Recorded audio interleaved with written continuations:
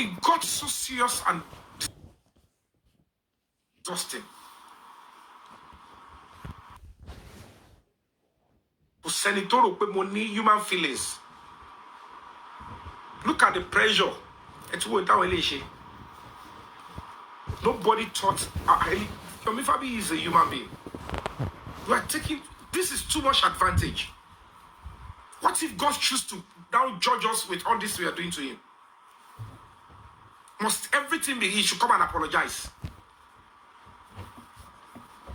Must you people torment him and still want him to become stupid with it? You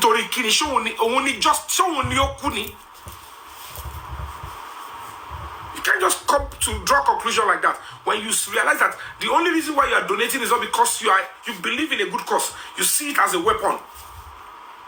And it was one build, it was in big rubbish here. I am enduring all this nonsense because I prioritize justice for Mohbad. And toward this stage, you come when you have your back to the wall, you're going to prove to your standard stuff. Enough is enough. Look at 5, 6 people are there, no block. They are still enjoying. They will not say this is what they did. A computer, to call us someone to have been till die. But for a robot, I suppose to do and just shake back on, and just shaking it, and you're right. Oh, we are lady, come you toloso, we don't go look commit, we don't shaking it. Anybody will show, but keep my shabashalaye. Then Bashe Denu Yarali. That's why I was careful. Something will come out of this person. Don't shake. I said I need to protect myself. For many benefit of it, I could see respect. She go on social media. Let me go out there and destroy his name. Kilofa, Ilara, activists of Shirue. You can't down your activism.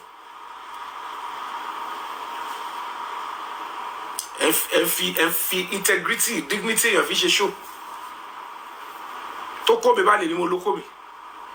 Oko mi to be okay, okon. Odegbe, emi kon ni mo manufacture oko. But they know clearly gbogbo nkan to tawon yen gbe lasiko yi. Ejo, tí ó bá ṣe pé bóyá they want to silence me and to ensure that I back out of this struggle. Ṣé stage lo yẹ kí ma sọ mi back on oko mi ṣe rí. Kò yẹ kan anybody go by pé ayé le. Wọ́n ti gbówó fọ́mọ yìí. Àsìkò tí kéèsì dábùjá tó bẹ̀rẹ̀ sí gbé wọn. Ìgbà ẹlẹ́wọ̀n kókó Yomi kí. Kókó Yomi wo wájú. Kókó Yomi dorí kodò.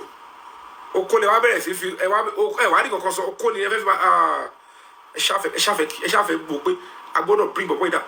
They lack basic knowledge. Àwọn yẹn lè kébè lọ apologize. Ẹni tó pé rẹ̀ ní justice seeker tí ó sọ pé no. Tàbá feeding kàtígẹ̀ ìṣe. This is how they'll be silencing justice seekers. I'm sorry, it was to call us.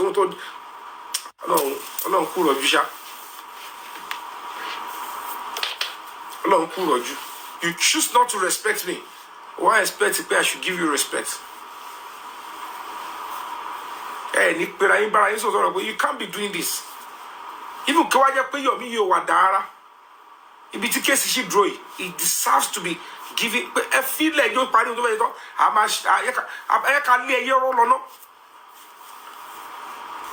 You are only a complete and a disgusting individual. Oh, layer or cover bosadi. To my job, we can give you one person. In Kotoba, body, find it over the front line. Don't shake color. So when you see the circle, they don't know when to come out and say, wrong timing. We don't have to do this now. You would think they are genuinely pained. Don't do anything. Let's go after him.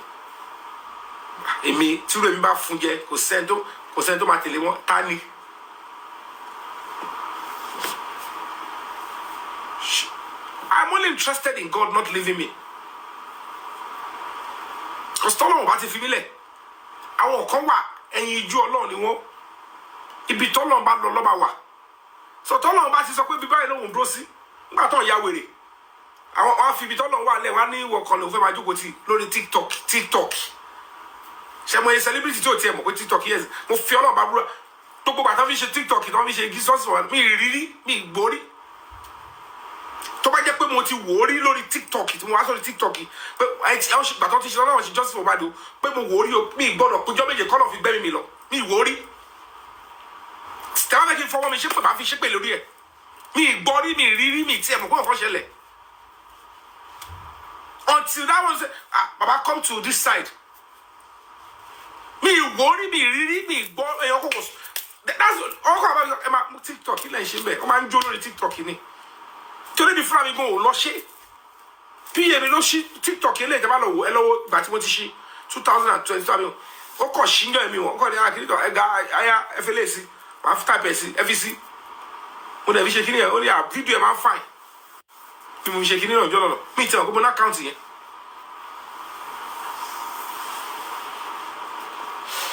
mi ìgbọ́ rí and it's one of the reasons tí kíní ò fi jẹ tó fi lọ tó fi dẹ̀ pé àwọn ẹ̀kọ́ ṣe kíní lásán lórí kíní because people that really matters and people that can wọn ò mọ̀ pé nǹkan bẹ́ẹ̀ ṣẹlẹ̀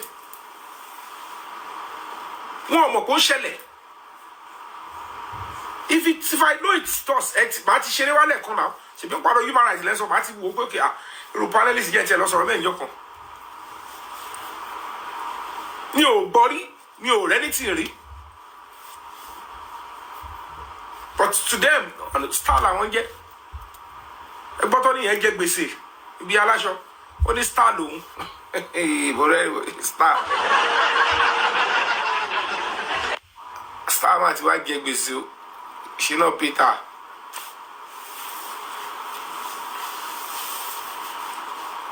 and I'm being honest gbogbo bí ìnira yẹn ṣe pọ̀ tó ta ló fẹ́ jẹ gbèsè ju ẹni tó ń rìn káàkiri òun ló kọ́ rìn káàkiri bí ìgbóná àti ibi tó ti fẹ́ dáná gbogbo ibi tó ti fẹ́ ṣe kà ìhun lẹ́ẹ̀ máa bá ń bẹ̀ wọ́n wà dán gọ́bọ̀ á lóun lọ pàǹtí tó bá lọ pàǹtí á lóun lọ kọ̀má òun ló rí gbogbo ẹ̀ òun náà ló rí irọ́ tọkàn pa fún.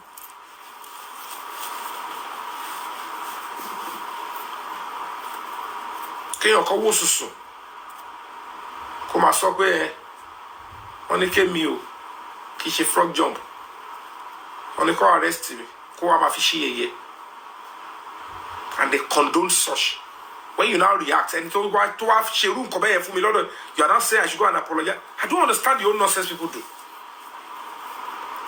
You can't tell the person wey no more.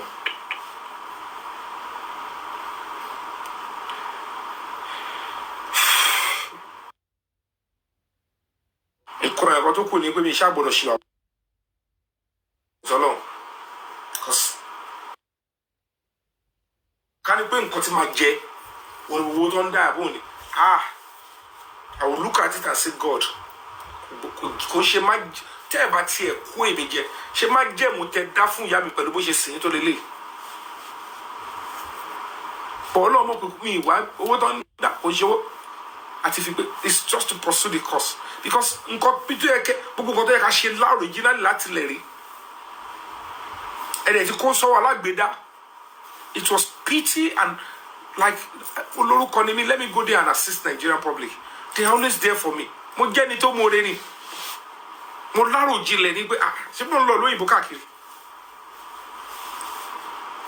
ẹ lọ wo page mi ní 2020 wo time tí mo bá di pín yẹn my fans all over the world wọ́n fi dọ́là wọ́n fi ń bá mi ṣeré màá pawó báyìí màá kó pálí èmi ni màá mú pálí màá ṣe fídíò pé àní sẹ́ẹ̀lì bẹ́ẹ̀ ni ọmọ Fabiyi I drove 4 hours to come to where you are only this is pure love 4 hours somebody drove from Ohio to Indianapolis how many hours ní ẹ̀kọ́ picture depending on the angle tó fi ń bọ̀ ní Pennsylvania mo ṣe show mẹ́rin different places torí ìyẹn náà jìnnà síra wọn bí olórí burúkú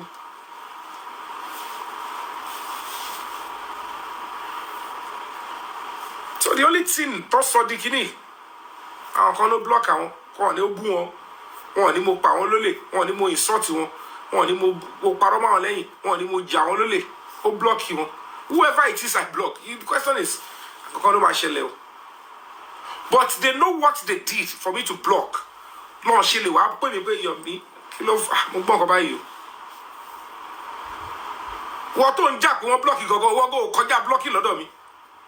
And look how this was. Kí ló ń jà wọ́n lè? Dandy. Oh, kò sẹ́ni tó kọjá blọ́ọ̀kì lọ́dọ̀ mi because I'm an entity on my own. My mental health is important. Oh, lè bá ṣe wèrè pẹ̀lú mi kò ní kí n máa wẹ̀ lójú kí n máa wò báyìí. Agbára kan tí mo ní nìyẹn tí màá fẹ́ ní dọ̀tí tó ń ṣe. I will block you off. Irú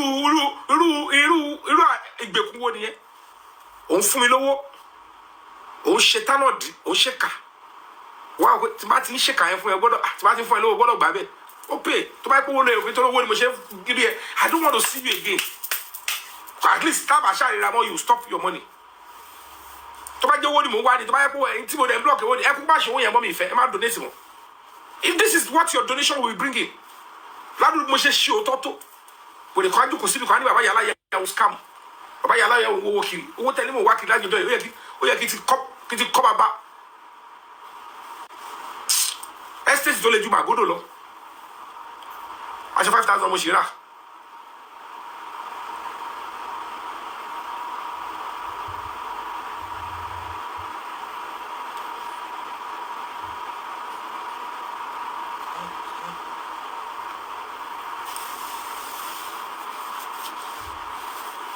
Firefly, I apologize. I don't know who blocked you. But I apologize.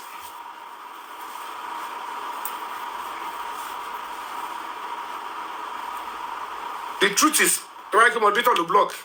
I cannot come out and say, a minimal take responsibility and minimum. And it's about belief where I code is about. I will say sorry.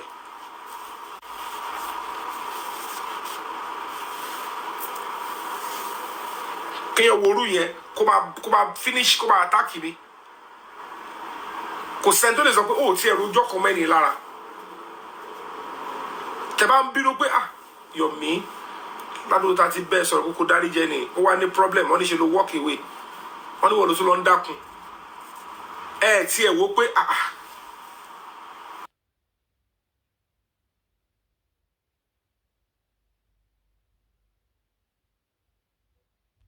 boy ní problem bẹ́ẹ̀ Yomi tí mo ṣe yẹn o àwọn tó fẹ́ bu àánú àtẹ́lù mi ó kó 200 ilẹ̀ ó kó adá fún padà ẹjọ́ kí ni kókó tẹ lọ ṣe show lórí pé okay tó bá yẹ kó òun gan tiẹ̀ ni ṣé mo deserve gbogbo rubbish yẹn ìwọ tó lè bínú sọ́ngbà yẹn pé lè má ṣe báyìí fẹ́ni tó ń fèsì nǹkan báyìí ayé ò rí báyìí. I could remember somebody was on the show telling him àbúrò mi làwọn méjì ẹ pẹ̀lẹ́ bọ̀dá mi ṣínà kò gbọdọ̀ ṣe òde bẹ́ẹ̀ gbúnú kí má sáré ẹgbọ́n kí lẹ́yìn ṣe. Is this how our elderly person does?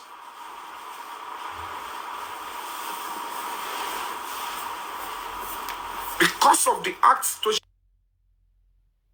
what I have to start going to court. Because she will allow us okay. So now report the case. That's the first one. Eddie, she below did it. Sherry Cabe. I like that laburo with it. Hello.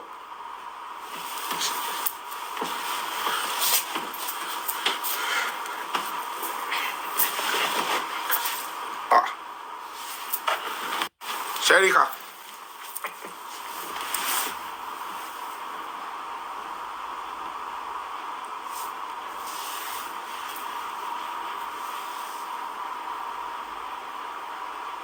They know what they are doing. So that's the other one. That's to the Deputy Inspector General of Police. Now, with Atuda Bujansi, Ugbena Gita Kamidoni Kogiri. Ewo. Ugbono do ti boy yẹn dálẹ̀. Àwọn làwọn ṣe kini. By the time the Bible is in gboro ara wọn sin. Agent to be Okopo.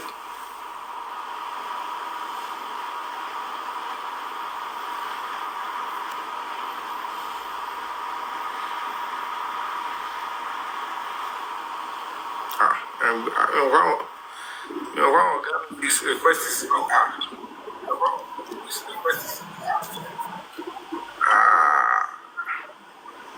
Mistake. but the consequence request one lay. I want to be me down. I want to be me down.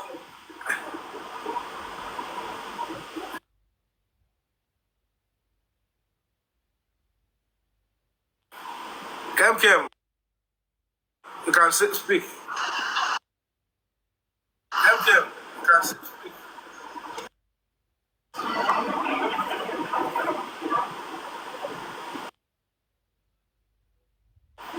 Health is wet. You should manage. Health is wet. You should manage. It's really good. Look why it's really good. Look why. So those are the we have started case. I've reported the police officer to the Inspector General of Police and the DIG. And there are other people that we are going to be reporting to. Minister is it and me. Because they have to take it up. All this set of people, they have to find them out. I need to know who they are. I need to know why the police officer refused not to effect arrest on a suspect to involve case. I want to aloba. I need to know who they are and why they paid for that ticket. So when they deceive those people they are deceiving, they must prove it. They will have to ever know. Because on social media, they keep deceiving all of you. I need to know. The police must explain how it is. Because when I wrote my statement, I didn't mention another person. And if it is my own case file, to relate presidency, orúkọ group yẹn ò sí ńbẹ̀. Whatever it is they are bringing, kò sínú nǹkan táwọn ṣe.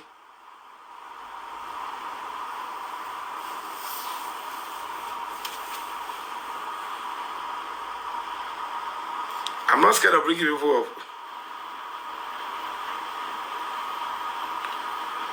Killer and Sokwa, can you spending arrest? Can you DPP? I don't understand what people are doing. Am I waiting in daddy?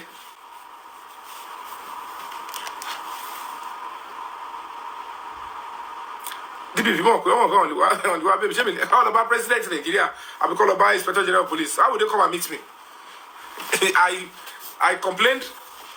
This DPP, sorry. And I told them about the new lead. They didn't act on it. I can bring you the evidence. So should be I'm going to create Spanish. The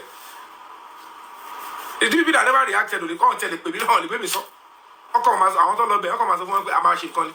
Because it's the order of the president. And as a matter of fact, I even notified them. They should not do anything even with lawyer Babubad. Control the investigation on Tonjela. You all saw it, posted in America. I don't know the little information about it. I'm also social media, TikTok. How come I'm talking about even as of recent, we have written to the DPP and even to the Attorney General of Lagos State. Hold on to whatever you are doing.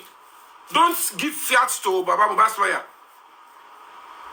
Baba Mohbad does not deserve to get the fiat. And wait for the final investigation of the FCID on the order of the president. And I showed them, I gathered the document to them. It doesn't matter if I'm just on TikTok. Only because the presidency became a lot. I've communicated to the right authority and they know I'm speaking the truth. So nobody, they can't love me. My lawyers, they will reply them. They are being picked based on new lead. It's simple. And they are being investigated based on new lead. So, and okay. The new lead that you refuse to work on. So why would they come and say, why would they pick you? I don't know. Mr. Fabiyi, àwọn kí lorúkọ wọn ti ń jẹ́ àwọn Wùmí. Wọ́n lòun ṣiṣẹ́ pẹ̀lú Dàmọ́lá nísìnyí o. You are not working with Dàmọ́lá.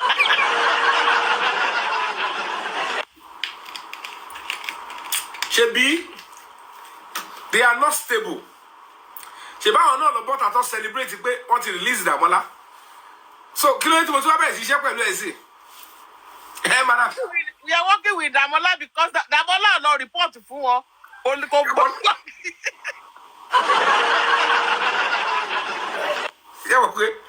Ṣé wọ́n pé ọlọ́pàá bò wá ká ní wèrè àwọn wèrè tí àwọn underground ìran lọ iṣẹ́ ibi tó fẹ́ lọ ṣe nìyẹn.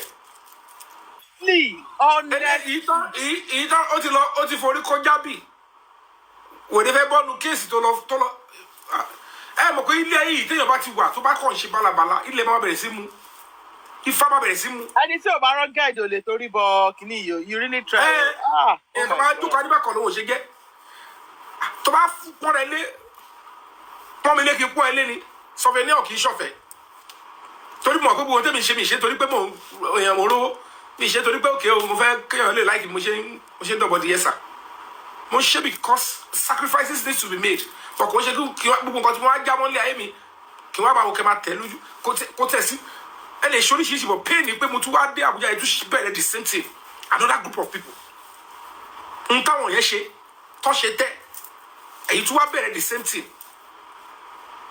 on a very good day kí ló stop kẹ́rù kó jẹ́rù àrífà yẹn gbogbo wọn yẹn kọ́ ọ pé ṣé wọníwọní ni òótọ́ wọní ni àbíkí ẹni tí ṣe wàhálà tó yẹ dúró ti kẹjọ ṣe papọ̀ tó bá jẹ́ pé òótọ́ lẹ̀ ṣe kí ló stop yín kẹsàn ẹgbẹ́ ìjọba ṣe papọ̀ ṣe ní láti lọ bá tiẹ̀ jẹ́ bẹ́ẹ̀ débi kó wá jẹ́ ẹjẹ́ ká sún pé nǹkan yẹn ṣẹlẹ̀ tó tọ́ irú ẹni tó lóun bínú lálẹ́ that man tó bínú yẹn you saw the way the guy was trying to put up a lie wọ́n ní kébì ṣe frog jump 45 bá ṣe frog jump 45 minutes kú mo ṣe wà mo lè ṣe méjì lójú yìí mo ṣe jókòó ó wá ń ṣe yẹ̀yẹ́ irú èmi ẹni yẹn pẹ̀lú gbogbo àwọn tó ní àwọn lówó àwọn kinní kan àwọn yẹn wọn kọ́ṣọ́ irú ìyá àwọn ìyá yẹn ayẹjọ́ sọ̀rọ̀ she's even going about are those ones mothers ṣáwọn àbíyamọ làwọn eléyìí ẹjọ́ sọ̀rọ̀ ẹjọ́ ṣèkà ẹjọ́ bá ti kọ́tà wá ṣe jẹ́ and you expect me máa yàn kí ọ̀fù àbẹ́yà wèrè tó máa ṣe justice ọmọ tó kú èkí ló fẹ́ pé owó wèrè wo nìyẹn ẹ bá wo fíìmù kẹ bá ṣe mọ̀ tó bá ti lórí YouTube kẹ pàjù yín dé ṣé lè mo control YouTube ni rárá ẹ ti lose self respect ẹ bá kóra yín jẹ ẹ bá kó ṣàkárá yẹn àwọn dọ́dọ̀ tèmi mo fọlọ́ bàbúrà kẹ máa jáde ní tẹ̀ máa jáde mo lè fi pátá nìkan ṣe ṣóun bíi tẹ bá dẹ́ pẹ́ fẹ́ rí wèrè kẹ́lẹ́ mọ̀ pé mo ń gbá lórí èmi tẹ bá ti múlò àwọn ẹ̀ wá máa jáde tó fún yín kẹ́lẹ́ mọ̀ pé mi ráyè kábọ̀ ìbọn sí ti bá wíṣì láti wò ni I no dey see I go dey block anybody I need to block off because ìranu lẹ́ ń ṣe bẹ́ẹ̀ fẹ́ kọ́ treat àwọn ọmọ yín tó bá ti ń gbìyànjú òun lẹ́ ń ṣe because it doesn't make sense ọ bó ṣe encourage bọ́ yẹn no self dignity ọ̀hún ni kílẹ̀ tó ṣe pé àwọn òṣè kiri kọ ẹ mọ ohun tẹ̀ ń ṣe náà ẹ bọ́ bẹ́ẹ̀ pera yín lẹ́yìn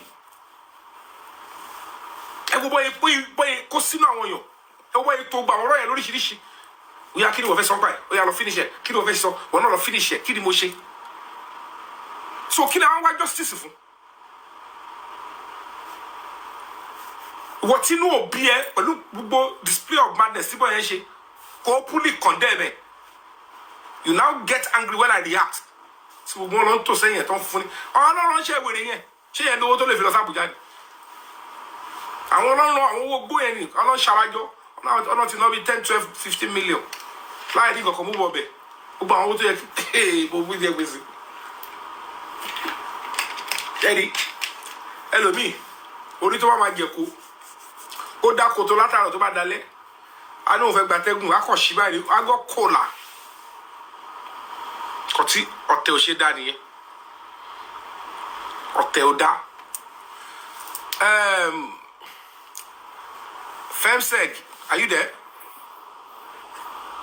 Femseg. Yeah, hello, bro. Good evening, brother. Yeah, up I see.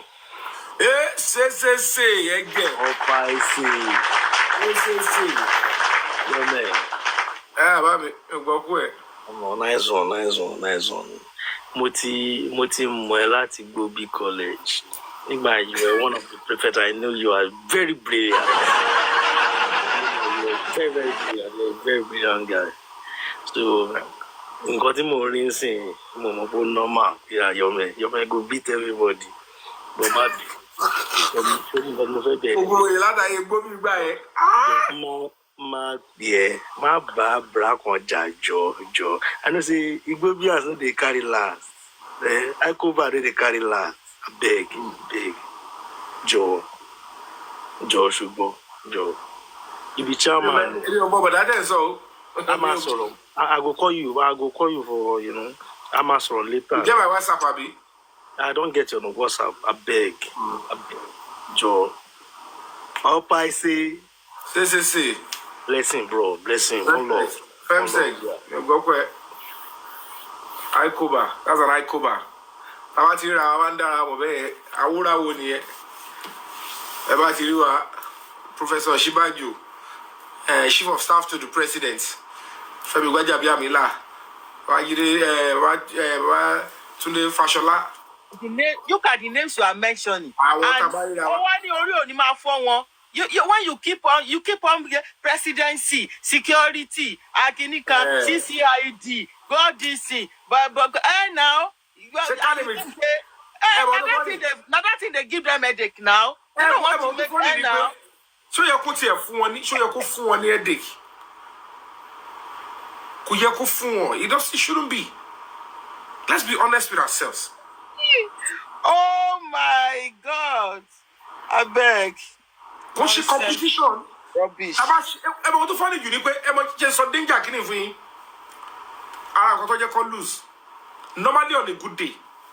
And your color, Sky Loloni. But she's so tongue back on. Only Pemotele, you'll be fabiyi lossy police command. Yes, I'm Jojo here. Go back on to first auto. Only I got some experiences. Only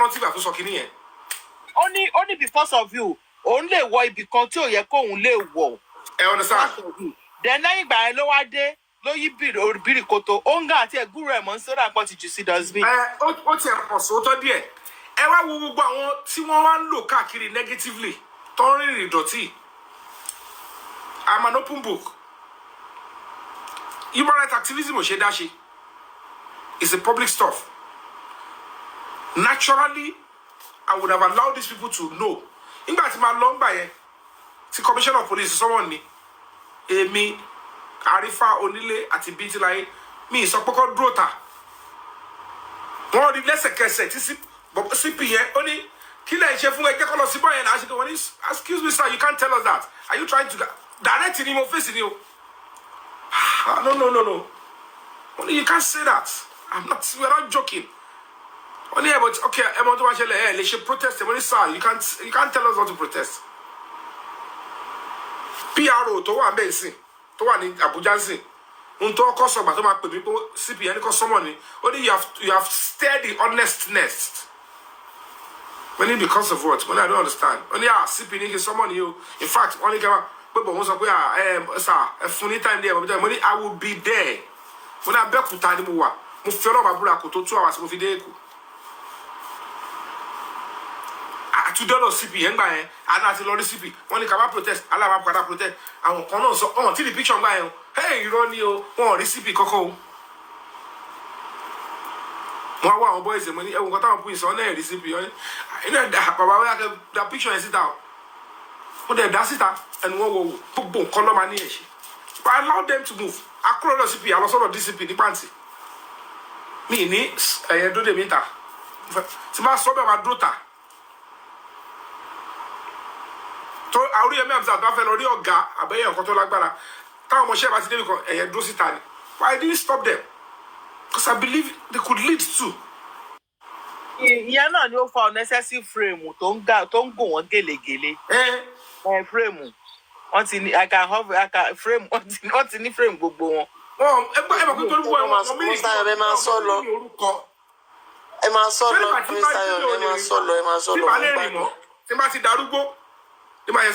give back to the society. Balance. Hold on there. What people they don't understand is that people like them don't support money. But background experience with share with the Lagos State government. Human rights. I'm a consultant in human rights. For a normal actor. Me, college, I could waste away. So I can invest my time in things like this. So they don't know that all these things. Drive because you're building a stronger network.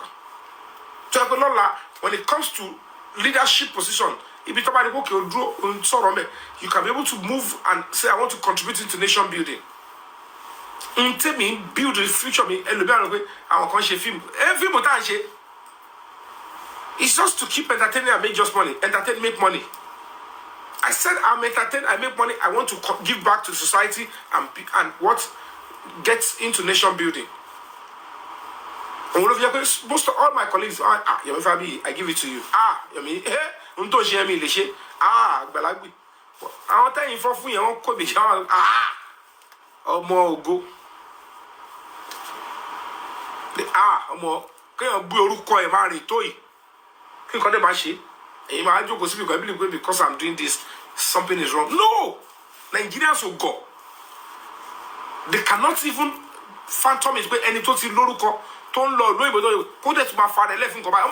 It's beyond any passion for me. You are told like baby, I want you to bye. Come on, go to be a moment by Lucian Bumio. Come on, go by Lucian Shibai. Emi on when you buy you, when you cock be lower and you and to fend cocoa down here. When to bat in believe when you platform Mafi bat in your jet, Fafi bat and it only the serious struggle by again. It's because they don't care about the justice you are care for. Uncle Bobo ini. Bobo boy. They don't care. What is on their body?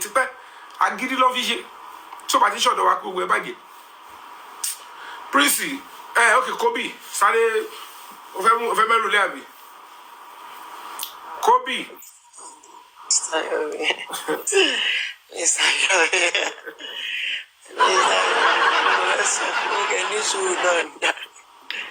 Ṣé ìmọ̀ sọ fún yín pé kẹ́ ní sùúrù because èmi bí ṣe wà ẹ̀wọ̀n kí mo sọ fún yín lánàá pé orí fọ́ mi títí tí mo fi sùn ni mo ò lè rọrùn sùn after. Nísìnyí ilẹ̀ ẹ̀fọ́ fún pátá àwọn yẹn. No, kò ṣe pé mo fọ́ fún ṣe ìsìn gan mo ti ké mo ṣẹ̀dákẹ́ ni mo gbé kí n wá sọ́dọ̀ yìí kẹ́ ní sùúrù ṣóyé yín ẹ mọ̀ kí mo ti sọ fún yín pé tí ẹ bá ti rí nǹkan tó yẹ pé ó máa jẹ́ kẹ́ bínú ẹ máa play orin ẹ mọ àwọn orin yìí ẹ mọ wọn gidi. Ilé ẹ̀kọ́ ṣe fẹ́ gbọ́. Ń gbọ́ yín. What I did, I am saying, I choose not to go rogue with it as such. These things that these people did is to the extreme. Kò ṣe pé wọ́n dáwó láti bàṣẹ́ ìwọ́ yẹn jẹ́ nìkan. Wọ́n tún ṣe wọ́n sì mí lójú. Wọ́n tún tẹ̀ sí mi lójú. Wọ́n tún jó oníkà mẹ́sàn-án. It's too much for my mental health. I can't continue to phantom it. Irú ogun wo tún lè lè pẹ́ láwọn ilé. It's not easy. Ẹ wo bí ọdún làwà nìyẹn ó ṣe tiẹ̀. Ẹ wo mo ṣe fún Fabiyi ìwà ẹ̀rọ audience. Ẹ wo bọ́ yẹn bá gbogbo nǹkan jẹ́. And then this one started again. Gbogbo wọn tó wà bẹ́ẹ̀ yẹn wọn níbẹ̀rù Ọlọ́run ni. Nǹkan yẹn kọ́ ló yẹ kọ́lọ́run fi lọ́lọ́run máa fi bá mi kọ́ wọn lọ́rùn. Àfi tó bá jẹ́ pé ìjọ tí bọ́ yẹn ní problem. Mo fi 1 second rò pé mi ìró rí pé ìkàwọ́ ni mo lè ṣe fún padà. Kò tiẹ̀ sùn mi ìró pé ẹ jẹ́ kó tiẹ̀ sùn bẹ̀yẹn fún. Nígbà tí mi ti ṣèkà lẹ́yìn tó ń bọ́ síta tó ń ṣe yẹ̀yẹ́ mi ìwọ tó bá níbẹ̀rù Ọlọ́run kó jẹ́ pé ìwọ gangan ni Dangote ìbẹ̀rù ẹ kójú ti tiẹ̀ pé ṣé bẹ́ẹ̀ ni ìṣerí lélẹ̀. That man does not have integrity. I detest such people. Kò wọ́n pé o tún wọ́n náà again ló tún ṣe yẹ̀yẹ́ ni. Àrífà ègúnre kọ́ gbọ́ pé wọ́n tiẹ̀ sọ pé wọ́n arrest Yomi lọ́la ìwọ ò ṣe retaliate padà pé lẹ́yìn tó ti ṣèkà sí ó ní chance láti rubbish yẹ ó ní chance láti ṣe yẹ̀yẹ́ ó ní chance láti dákún wá àṣòro ẹ kò máa ṣe ó bú ẹ láṣìírí tó bá jẹ́ pé irú nǹkan yẹn wá ṣẹlẹ̀ sí Yomi yẹn tí gbogbo yẹn bá sọ fún ẹ àwọn ìmọ̀ sí ẹ ìyá ẹ̀gbọ́n gbọ́dọ̀ sọ fún ẹ pé lọ bọ́ta lọ ṣe yẹ̀yẹ́ rú Yomi yẹn ìyá tó bá bí ẹ sọ fún ẹ pé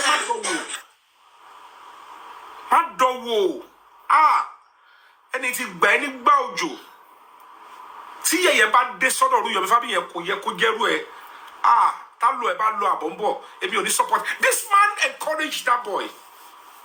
He failed to correct him. He's now showing you people mo ń bínú ó ṣe báyìí sáwọn fight mi fight kí lẹ̀ ń ṣe tẹ̀ ń ṣe fans kí lẹ̀ ń ṣe talent wo lẹ́ni kí lẹ̀ ń ṣe tẹ̀ ń ṣe fans. What are you doing? That you think my own reputation is what they might play around? Because every man share àbòsí ilẹ̀ Yorùbá tí o bá ti wá sọ́dọ̀ wa a máa destroy ẹni ntọ́mọlọ́mọ wà nù sàárè tó wà nù mọ́ṣúárì mẹ́ àwọn òbí ẹ̀ ti deny ẹ̀ wọ́n ti ṣèkà fún àwọn ẹbí ẹ̀ ọ̀rẹ́ ẹ̀ ti ṣe ẹ̀yin tó tún gbójúlé which is the public ẹ̀ wọ́n máa mú personal sentiment yín wọ̀. All those women irú ìyá yẹn tó ń pariwo wọ́n block òun I could not find her raise a voice and say abia wọn ni mí o tí o bá ṣe nǹkan ẹ̀ kan this guy stood by you wá ṣe yẹ̀yẹ́ níta lórí platform yìí no I'm going to distance myself from they lack integrity. Ẹ bá gbogbo ọtọ́ wà lórí kí ní àwọn àṣìbẹ́ káwọn náà jẹ́ èèyàn àbí kiri kan ṣe Yomi kiri kan obi tó máa mọ nìyẹn because they don't believe that all these things like kinetic energy will come back. Ṣerú èmi ni gbọ́dọ̀ ní problem kí irú ẹ̀ máa yọ mi tí irú ẹ̀ bá tẹ́ bá ti lè condone irú ẹ̀ then you don't deserve committee of sane people. Mo wá react ẹ̀kọ́ wá sọ pé kí ló ti mo ṣe react mi ní wo pé bó mo ti ṣe mo gbà ìyàwó ẹ̀ ni o ní problem ọkọ̀ orúkọ gbogbo wọn síbẹ̀ wọ́n tún dá gbèsè lẹ́m̀bẹ́ pé kọ́ tún rà nǹkan bẹ́ẹ̀ mo tún mówó lẹ́nu ẹ̀ wọ́n tún sì fẹ́ sọ́ dídàkúdà mọ́ mi lọ́wọ́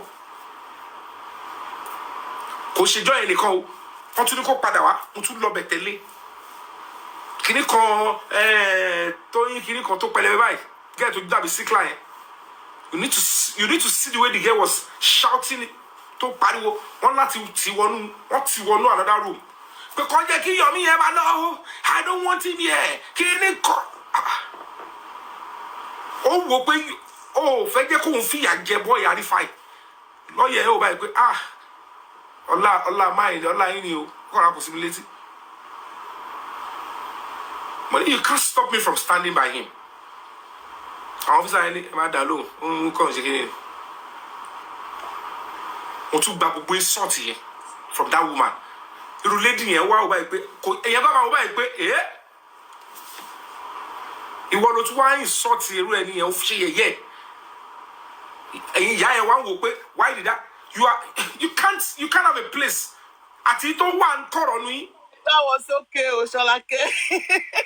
Ẹgbẹ́ Ṣọlákẹ́ sókè báyìí kí Ṣọlákẹ́ ẹgbẹ́ wọn sókè o ẹgbẹ́ Ṣọlákẹ́ sókè wọ́n ti request o. Ṣọlákẹ́ tó bá sọ pé. Ṣọlákẹ́ ọ̀rẹ́ Mr. Yomi.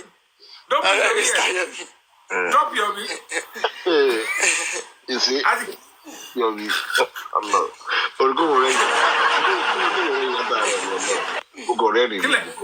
I know. It's like somebody who Justice for Ṣọlákẹ́. Justice for Ṣọlákẹ́. Ṣọlákẹ́ tó jẹ́ pé ó bá support mi ṣe wú ẹ̀. Tí kò gbọ́. Don't drop Yomi. Yes, you have to drop you because at times you see wàhálà ti pọ̀ jù. Wàhálà ti pọ̀ jù. Ó lè jẹ́ pé ó lè jẹ́ reason tẹ̀ fi sọ ó jẹ́ ní o but táìmù ibi tó bọ́ sí lára mi. Kó jẹ́ drop it for now kó jẹ́ ká jẹ́ gbọ́rọ̀ dáa sọ̀rọ̀ because ó lè jẹ́ kí sọ̀rọ̀ sí ojú wà fún 5 minutes kí sọ̀rọ̀ ojú wà fún 5 minutes. That's why just give 5 minutes. Just 5 minutes. Yomi, please. You see, I understand you. For the first time, I have to tell you the truth. I was in your shoe tonight. I was in your shoe tonight. When I heard what Orebi said, after I was walking, I was listening to piano, and I asked myself, even before listening to Oloribi, what he said, and I asked myself, if I'm in this guy's shoe, can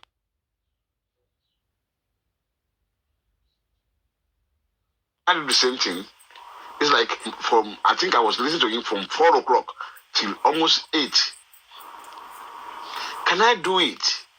He was able to just cool everybody down. There's some ladies that I was asking some questions, and I asked myself, if I have to be that person, I will bring those ladies out from their camera, their phone, and beat them. Because he was trying to cool down. But can you do it? Nature will not allow you to do it.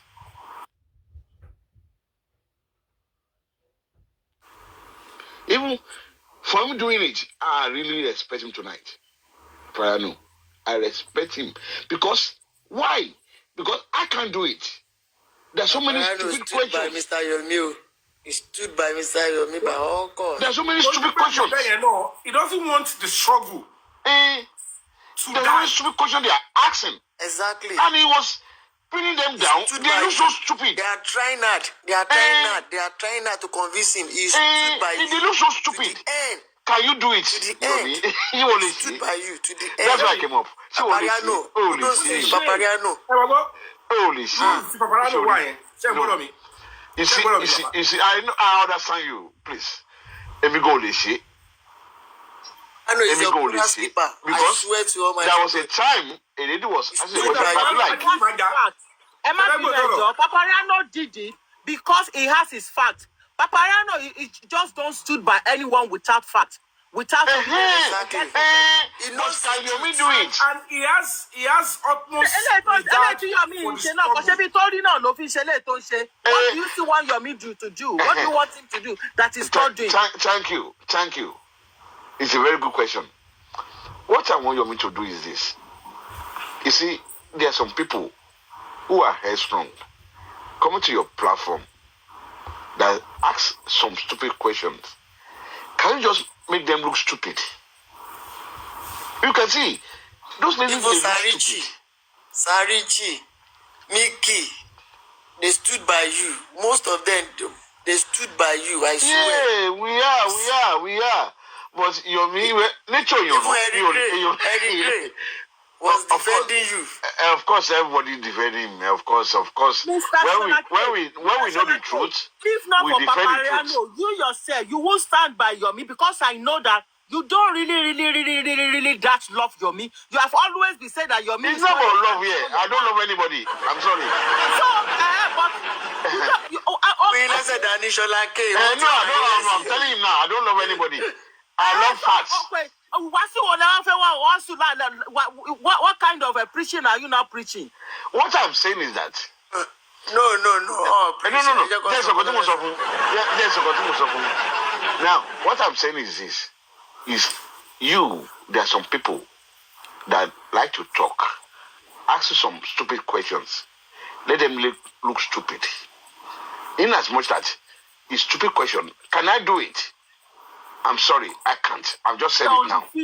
Only be tolerant. I'm not trying to support you but now. Can you bet that something in somebody but that if you're on the ground, tell you tell you tell you everything select. So why kí ẹni tí ò tó ẹni tó jẹ́ pé máa wọ́nà láti wá ya fọ́tò pẹ̀lú yín kó wá máa rubbish yín. How kí ni level tolerance yín gogogogo tó débẹ̀? I've just told you now. Only TikTok láti mọ̀. We see the way tó fi máa ń drop àwọn èèyàn. Please ẹ jẹ́ ká máa sọ̀rọ̀. We see the way. I've just told you now. Sorry, nǹkan tó máa ń bí àwọn obìnrin wọ̀nyí ni ìbílẹ̀ ìgbà bá wọn sọ̀rọ̀. They get emotional. What I'm saying is this. Madam Shayo, ṣé mọ̀ pé ìjọ tí woman ọlọ́pàá yẹn tó dọ́jì láti arrest Penny lọ́dọ̀ wa yẹn ṣé mọ̀ pé gbogbo àwọn boys táwọn people yẹn encourage á ti sọ fún wọn pé ọ̀dẹ Yomi yẹn òun náà ṣe ó ń tọrẹ ó lọ́wọ́ la máa wá mú ẹ̀yin la wá ṣiṣẹ́ fún o and they are happy with it. Hey, understand? Yes, of course. It's just like people don't reason. Let me answer Madam Chayo. Okay, but you know, majority, somebody like you, because you are convinced, and you go and moral. Black man, Mr. Yomi. Mr. Madam Jackie, Black Manta, àbọ̀ mo kàn fẹ́ láti sọ ni pé ìwọ̀nba lẹ́ máa lè búyọ̀ mi mọ́ a máa ra sọ́ọ̀dì ẹ̀jẹ̀. Tell no búyọ̀ mi báyìí. Sorry. When something is, búyọ̀ mi náà. I don't know. Me ò tiẹ̀ lè bá o. Actually, that's the problem I have. ẹ bú èmi náà èmi ò kúkú. Because okay, it's like, can I tolerate those people talking like those ladies talking on Pablo platform? I was totally disappointed that I wanted to close before I get home. Okay, go send the request. Lọ sínú tọ́lẹ̀tì lálẹ́ ìmọ̀ṣọ́lá. Irọ́ mo bá Yomi sọ̀rọ̀ mi lọ tọ́lẹ̀tì. Yomi náà máa cast me. So as I was saying, Madam Sayo, what I'm saying is this: it takes guts to understand what I'm saying. In the sense that you try to listen. Can I do it? I've just told you I can't. I've already did it tonight. Let's be realistic here. We are trying to say, okay, Yomi, can you do it? I'm not saying you do it. If you can do it, it would have been better for everybody. Ó ti ṣe o, Yomi ti ṣe bí ó ti ṣe jù bí ẹ má bínú. Nígbà tí Yomi kọ́kọ́ dé sínú City Talk, tí wọ́n bá ń sọ̀rọ̀ àwọn èèyàn wá kọ̀ sọ̀rọ̀ bíi pé wọ́n lẹ́kọ̀ọ́. A sọ pé a máa educate ẹjọ́ jẹ́ kí n sọ̀rọ̀ tí mò ń sọ yìí. Yomi kọ́ ló máa gbèjà rẹ̀. I'm saying it, òun ló fàyè gbà wọ́n. But activists ni ó máa hùwà gẹ́gẹ́ bí activists. But àwọn lóòótọ́ èèyàn la máa jìde fún. Tó bá gbà tó kọ́kọ́ bẹ̀rẹ̀ kínní àwọn èèyàn kọ̀ wọlé wá sọ̀rọ̀ bí aláìnẹ́kọ̀ọ́ bíi pé ẹran tó kọ̀ já sẹ́nu mọ́tò á sọ pé kó má jà wọ́n bọ́lẹ̀ á tún educate wọn pẹ̀lú ẹ̀ náà kò sí nǹkan tó tẹ́ wọn lọ́rùn wọn crucify ni ẹ jẹ́ ká rò kọ́kọ́ o èèyàn tó bá rí òótọ́ Yomi ṣe òótọ́ ló ṣe ẹ ṣáà jẹ́ kí support sá. No, only Yomi sọ ó sì bẹ́ẹ̀ bá when somebody doesn't want Yomi to talk, that's the problem. Ẹ jẹ́ kí Yomi kọ́ ló máa sọ̀rọ̀ kọ́ ló máa jà fúnra ẹ̀ ìwọ kọ́ ló máa jà fúnra ẹ̀ àwọn èèyàn wọ́n fi iṣẹ́ tó ṣe. Mo dúró de everybody látàárọ̀ kí n tó sọ̀rọ̀ so ẹ jẹ́ kí mi náà sọ̀kọ̀ tí mo fẹ́ sọ sọ̀kọ̀ ibi kan fẹ́ sọ bẹ́ẹ̀ sí ni ojú pé èèyàn tó bá rí òtítọ́ ọ̀rọ̀ tó lè sọ Madam Sayo á da fún yín àwọn ọmọ yín ò ní rí ṣòro láyé yín ṣé fẹ́ pa báyìí ni ẹ wo láti gbà tí kíní ti bẹ̀rẹ̀ èèyàn tó bá ti fèsì ogun rí nǹkan tí báyìí torí ara ẹ̀ bọ̀ tó risk life àwọn ọmọ ẹ̀ pẹ̀lú ẹ̀ nǹkan tó fà tó gbélé ìfi wá pọ̀ ní pé máa yìí ti learn lálákọ̀ọ́kọ́ pẹ̀lú fídíò CCTV ó ti learn again pẹ̀lú 3 seconds video ẹlẹ́ẹ̀kẹta yìí ó wá dé kó má rí bàjẹ́ wọn ò wá rí bàjẹ́ inú wá bí gbogbo wọn wá bẹ̀rẹ̀ sí bàtà ìkiri kí ló dé èèyàn tó dẹ̀ rí tẹ̀ ṣe jókòó kẹ́ sọ fún gbogbo wọn pé kí ni máa ṣe gan VDM tí ò mọ̀ wọ́n rí tí ò tẹ̀ recognize gbogbo wọn rí wọ́n á máa praise VDM èèyàn tó donate 100 million fún VDM dọjásì tó bá ṣòṣì lọ́la VDM máa fi wọ́kọ̀ anybody ó máa ń sọ títí ẹ̀ now ẹni yìí ṣiṣẹ́ nítorí iṣẹ́ tó ń ṣe ẹ lè bá arífá sọ̀rọ̀ arífá tó jẹ́ kẹ́ sọ fún pé arífá má bà orúkọ mi jẹ́ arífá fúnkọ́ tó ń ṣe yìí for now tẹ̀ fún mi space definitely èèyàn tó bá ti lè bá arífá sọ̀rọ̀ that is àwọn wọ́n pẹ̀lú àwọn tó wà lẹ́yìn tó ń ran níṣẹ́ glory wo náà wá lórí ikú ọmọ tó jẹ́ kórógolo lórí ọmọ tó pàpà tó destroy life ẹ̀ tí a jẹ́ sọ pé kí glory wo láti lè dẹ̀ ní máa ṣe sọ pé òun kọ́ lòun ní glory public ẹ̀ ilẹ̀ ní òun bá yín bẹ̀ ni ó gbé yín àlọ́ ó ṣe gbogbo ẹ̀ Mr. Yomi tó bá sọ pé ẹ̀ ń sọ̀rọ̀ jù Ọlọ́run ní kẹ́ máa sọ̀rọ̀ tí ẹ̀ bá sọ̀rọ̀ wọ́n á ti rọ́bìṣì iṣẹ́ yẹn ọ̀rọ̀ ṣẹ́ni tí ọ̀tá bá fẹ́ múyàn báyìí lọ́tà ṣe máa operate wọ́n á ní pé má sọ̀rọ̀ torí kọ́ lè ráyè mú ẹni àìlè sọ̀rọ̀ bẹ̀rẹ̀ orí burúkú ni o ṣẹ́ni tó bá yẹ pé gbogbo kíni tó ń ṣẹlẹ̀ update rárá wọ́n ní wọ́n á sọ pé àwọn kan ṣe wọ́n á ti dá gbogbo ẹ̀rú address kan tẹ́lẹ̀ kan máa fún yín ṣé ká sọ̀rọ̀ sí ẹ jọ ẹ fún mi ní 30 seconds address máa fún yín. ṣọlá kí ọ máa sọ̀rọ̀ tán sí. For me, just 30 seconds more, please. Advice continue come and phone Mr. Yomi.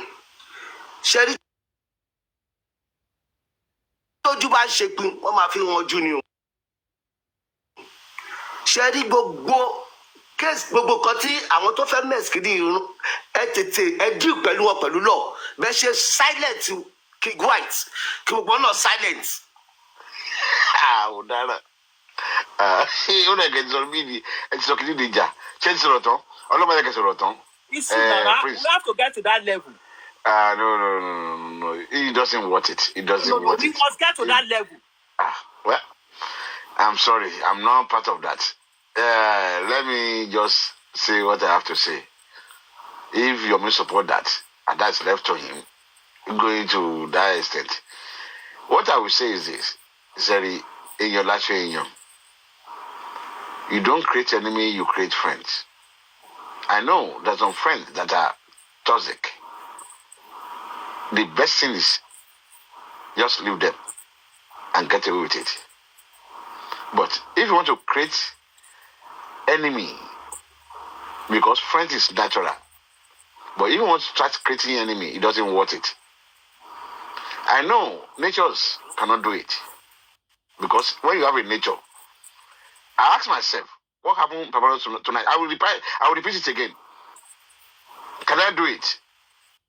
In as much, I have that reservation for Yomi, but Sholeke, after Sholeke, Shetika letter, Etika, open letter will be on the paper. Lonely. Is it today? Well, You know, Mitika. Mo kà sí mo dẹ̀ rẹ́rìn pé ẹsẹ̀ ń kà sí ni. Ẹ̀ka fún wa. No, wait. Is it now? Ẹ̀ka fún wa, ẹ̀yẹ́ kọ̀ọ̀kan fún wa Sọlákè. ogun o. Ready. Brashola, Yomi, for before you go to the next stage, let me just say one or two things, please.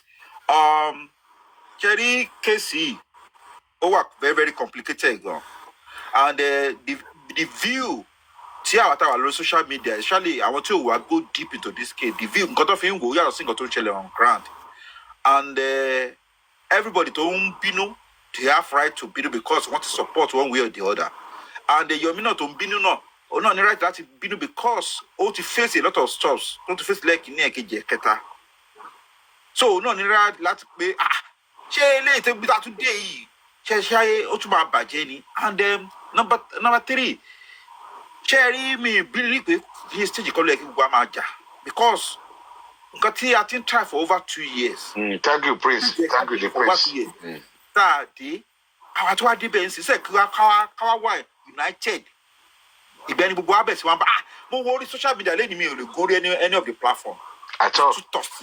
Too terrible. How many kilo shell? If you go, you mean how many kilo you big Ghana? You know. And we have to calm down for each other, you know. I was running home to just jump on my own platform. I was running home. We've invested a lot. Our time, our resources, our energy, our emotion, our mental health has been invested in this struggle. And everybody, Latio, anybody, we need to come for peace. We don't need this. We are too mature and too exposed to be putting ourselves in this kind of a situation. I don't believe we need it, no matter the situation. We have to put some maturity up.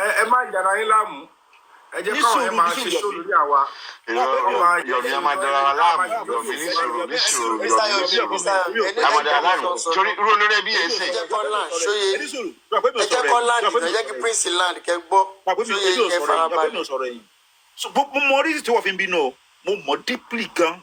Dada. Excuse. Please, excuse me, Yomi. So it's a very genuine excuse. Any suru na job for long beyin sorrow. So, more is it by Yomi Fimbinu. I want to them binu the other side, no more is of him binu. But at this stage, you can't feel maturity and situation. But I think she like joy to fini badge. And then young egbo àwọn ọ̀tá wà nínú ọ̀rẹ́ wa o And you guys need to be very sensitive and be careful. I've been saying this for a very long time. And sense there's enemy around. Is that a cool year or could fight back whatever anything to bash? But I want to me if we're going to I want me to be no go on models of him being not join. I want to be no to go so saying you like only the film, but I know me models teacher and officially. Some people they don't know the reason we think Google officially. Oh, you know, I'm like no, my lordship platform. I'm a boy, we don't need this now. We don't need it. I need to go labor. And to be a far ballet, carrying a tune shell now. Okay. I do your milk on integrity, but your integrity. I will position Paparano last day one. Look at position Paparano last day one. To that long she go. So I take I'm who is who. I'm who in this struggle for justice. And we have to I need to make our lay see left and go and say, you expect it because it's too hot. And please, whatever you about the fact that please, can you imagine somebody saying something tomorrow? They are saying another thing. So, but Mr. Teju, Yomi, please, I want more there. Please, just continue with what you are doing. Don't mention anybody's name. At least you vent your anger and everybody's more. Yes, you are really angry. Oh, that's so so now it's time for peace and to move forward in what you are doing. Because to battle go more to go through at the moment. It's going to be too much on you, you know. That's why I came up. Baba, if we ever get on you, is that you like problem for me? Let's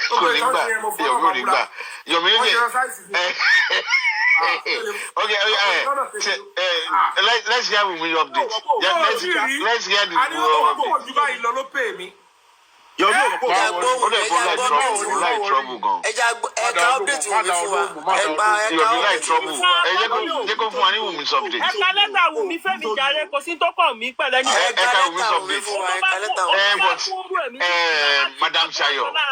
Madam Shayo, Sherry.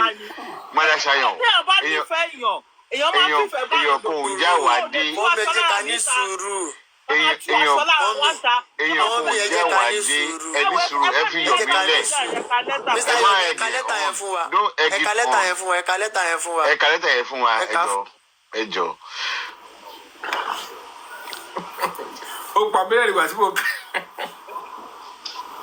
Press statement by Omowunmi Aloba, widow of the late artist Aloba Mohbad.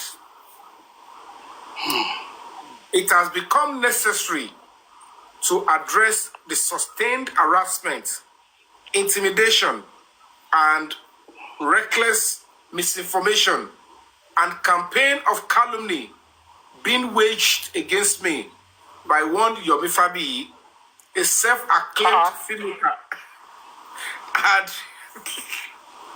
and unsolicited activist. Lawyer àti gbogbo ìṣòkò tó máa ń lọ́wọ́ ń di ẹ̀ ó dà pé olóko òyìnbó yìí.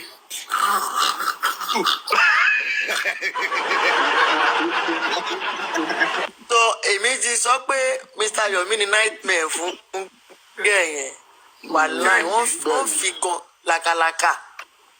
Ẹ wo mo náà jó náà ó rò pé nígbà kan òdòdó ẹ̀ ni ẹ̀rọ kọ́ta òdòdó ẹ̀. Mo gbọ́ máa ká lọ. Hundred tó ń sáré làkàlàkà kiri.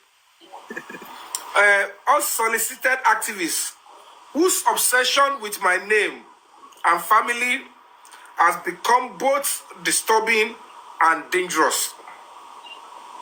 This is because all his allegations have been neutralized by the verdict of a court of competent jurisdiction, which cleared me of having hands in the death of my husband.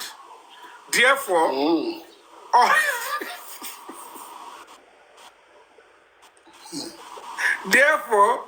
all this unfounded. Bóyá kẹ́kọ̀ọ́ wà ká tó ló pè mí lẹ́rìí. Máa kàlọ́ àní lọ́wọ́ náà. All this bóyá kì í sẹ́ẹ̀dì ẹ̀ torí bàbá rẹ̀ lẹ́kọ̀ọ̀kan. Mo ṣe kọ́ tó.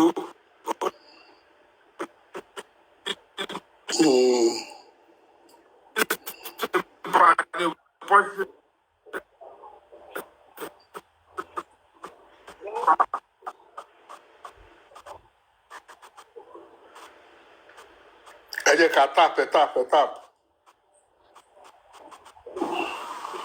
Punch newspaper. Public statement. Therefore, all these unfounded allegations. Mumbo.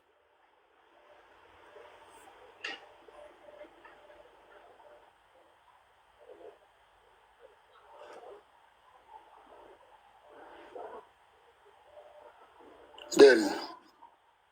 Sọgbà ẹ, clear spend, mo ṣe àwọn gbogbo wọn sí ilé. Wàláì, ọwọ́ gbà gidi.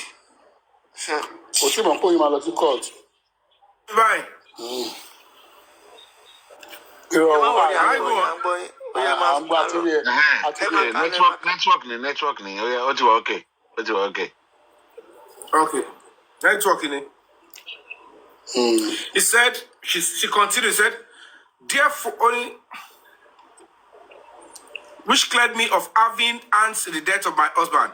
Therefore, all these unfounded allegations are not only baseless, but contempt of court. The record before the court based on the evidence of two eminently qualified pathologists showed that my husband had no broken neck, nor any injury at all, apart from a small laceration around his neck. So pathology ojú tiwa tójú wa rí nu pósí pathology ojú wo correct ya. Laceration ní neck ẹ̀ kí ló fa títí neck tó dárúkọ yẹn kí ló fa àtúntì ní point mi another point.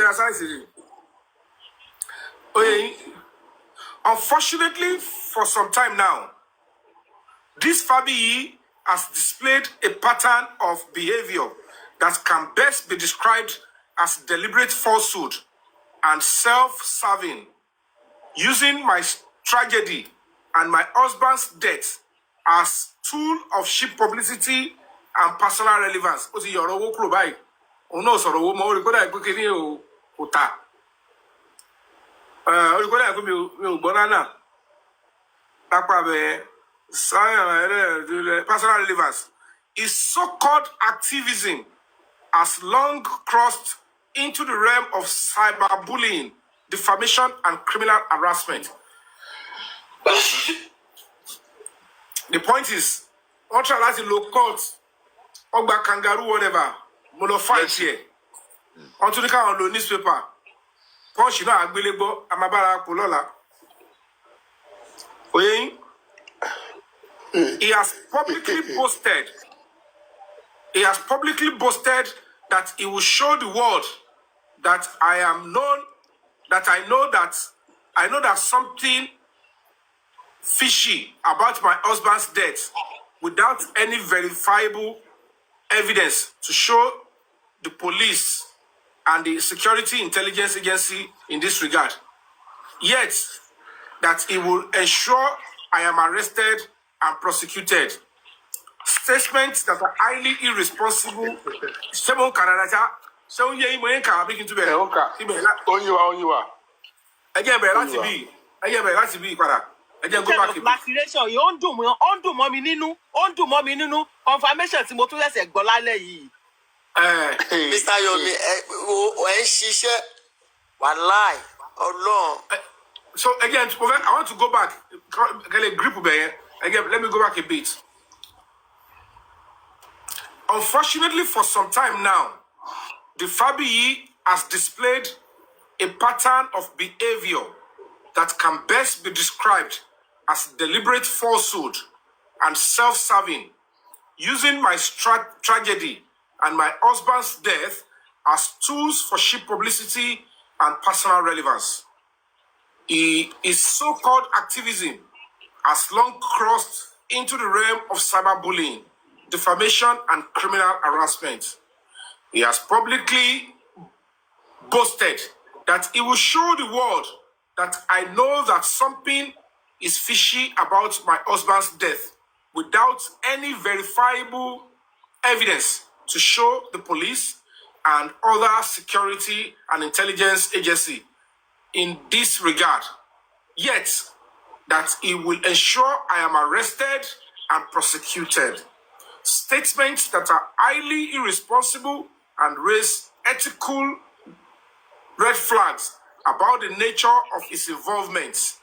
His words and actions suggest a desperate bid to insert himself into law enforcement matter far beyond his authority, if he has any at all, and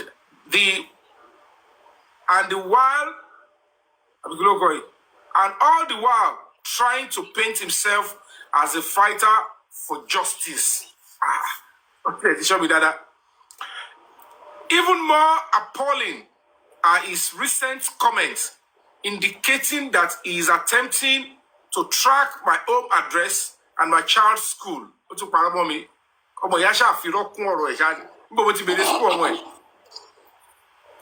This is not activism, it is activism. We will get you and you will go and answer to the questions that are needed from you. This is not activism, it is cyber stalking. Plain and simple. It is a gross invasion of my privacy and a deliberate attempt to instill fear in a grieving widow and a child.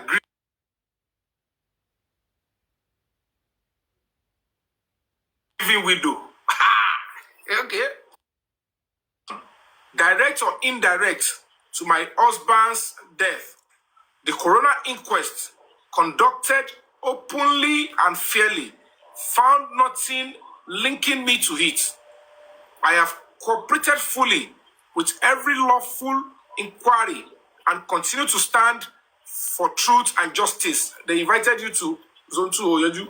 Now you are needed in Abuja Oyoju. You have not cooperated fully. Yes, man, say hello. Can forgive me the cooperation to the fullest, Womi.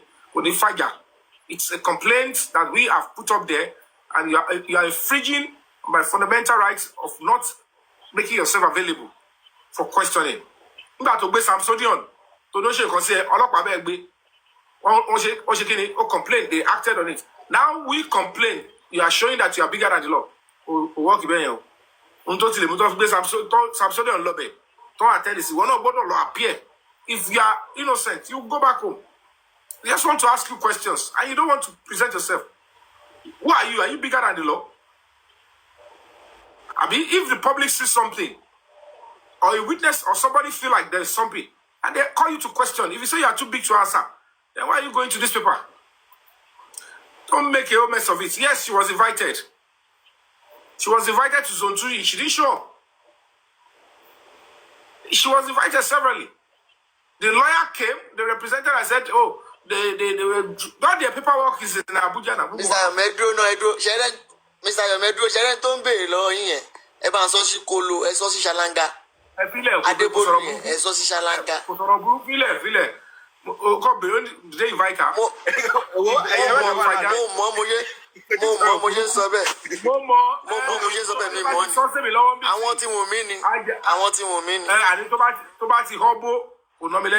Okay. So, God bless you. God bless you, Expander. What's here? Which is not going to jealousy. I want to block it. Yes. Odabe. So, say,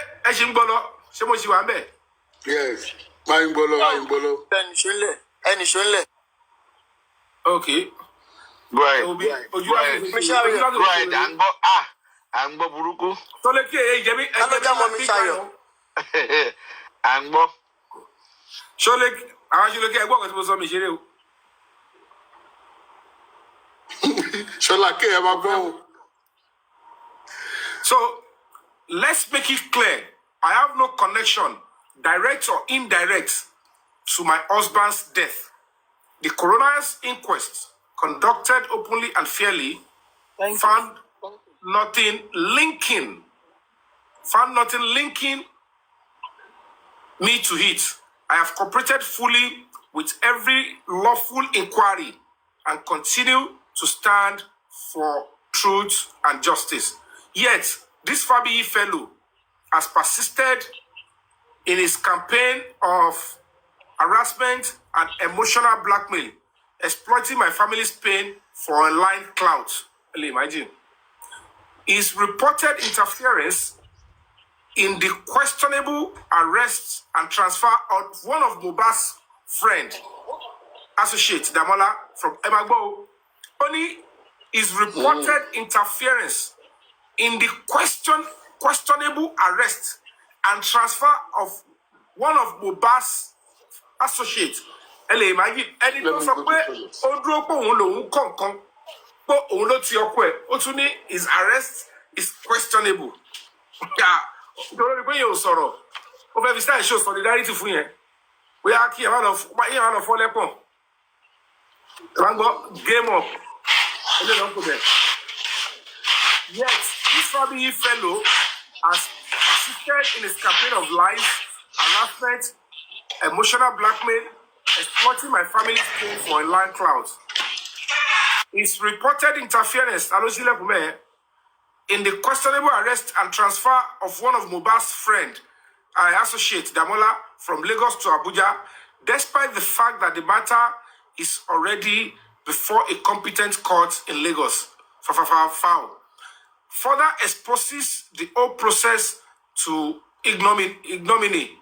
While I am not defending Damola's conduct, no individual, no matter how he vaingloriously rated himself, has the right to hijack due process or manipulate law enforcement for personal aggrandizement.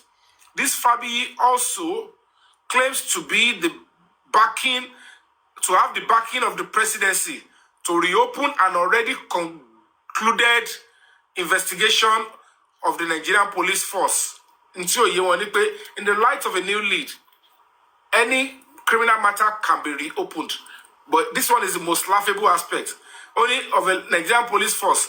Highly laughable because the question to ask are, as who or as what? Lawyer ti ba ti eje ton. Gbogbo àwọn materials nsin. Àwọn tó wá help me. Ewole aye ọkọ fún mi láwọn nǹkan tí máa lò later. Lead questions. Lead questions. Only as who or as what? I know the presidency has more important things to deal with than any inconsequential clout chasing by any self-styled activist on social media. Imagine, presidency could read láti jà fún murder case something serious. Àwọn èèyàn ló ní wọ́n pa táwọn foreign country fẹ́ dá sí yẹn. When it's done to one person, it's done to many people. It doesn't understand. Bẹ́ẹ̀ ṣe pa eléyìí. Tẹ́bà ṣọ́ra Trump ṣì máa dá sí eléyìí. Torí inú ilé lẹ pa sí. Ẹ̀dẹ̀ láti ọmọ àmúwo lè jẹ lọ ẹ̀ńtọ́ra yín. For the record, the nurse indicted by the coroner's finding and the associates who procured her service have already been arraigned by the authorities. Kodaruko associates here. The associates. What you spending your package here? What's what Daruko comes in the paper? Kill of Aga. Or the associates. Who procured her services have already been arraigned by the authorities.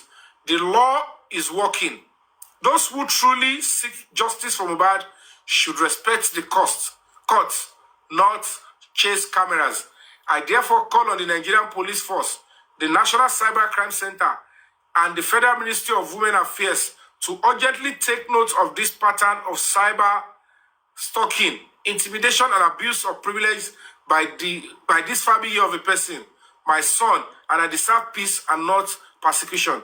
My silence until recently has been out of respect for my husband's memory and for the sake of our child. But silence is not weakness. I will no longer allow a man driven by ego and theatrics to endanger my safety or rewrite the story. Justice for Mohbad remains my focus. No, not drama, not noise, and certainly not the circus or tirade of fiction being created by this man. Signed, Omowunmi Aloba, widow of late of Ilerioluwa Oladimeji Aloba, also known as Mohbad, dated 28 October 2025.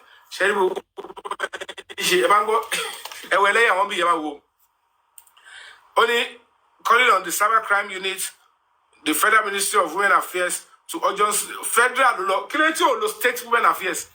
Kileto lo federal. Federal Women Affairs. You take note of this pattern of cyberbullying. And the matter at the end of the day is this. It's very, very simple. This lawyer, we don't know the name, we have a ticket. Come on, brother, one-way ticket, don't need it. Go to Abuja, the homicide department. My dear customer, they don't know. Omofolo Mabula, a pade na tomo yi. Oyi abarira, you real life for me. We are seeing very soon. We are seeing very soon. Gbogbo roto pa Josibi àti rodo to Kosibi is quite a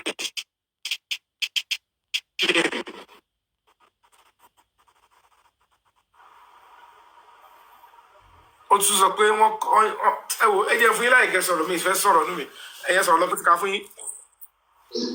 ẹnìkan ní hand ni mo fẹ́ kẹ́ bá, is it laceration on the hand or on the neck? On the hand. Yomi ò rí náà báwo lè ṣe mọ̀. Ṣé kí bá yín túbọ̀ yẹn kà? Ẹ bá mi túbọ̀ yẹn kà. Ah, my God. Ibi bẹ̀rẹ̀ yẹn ló wà.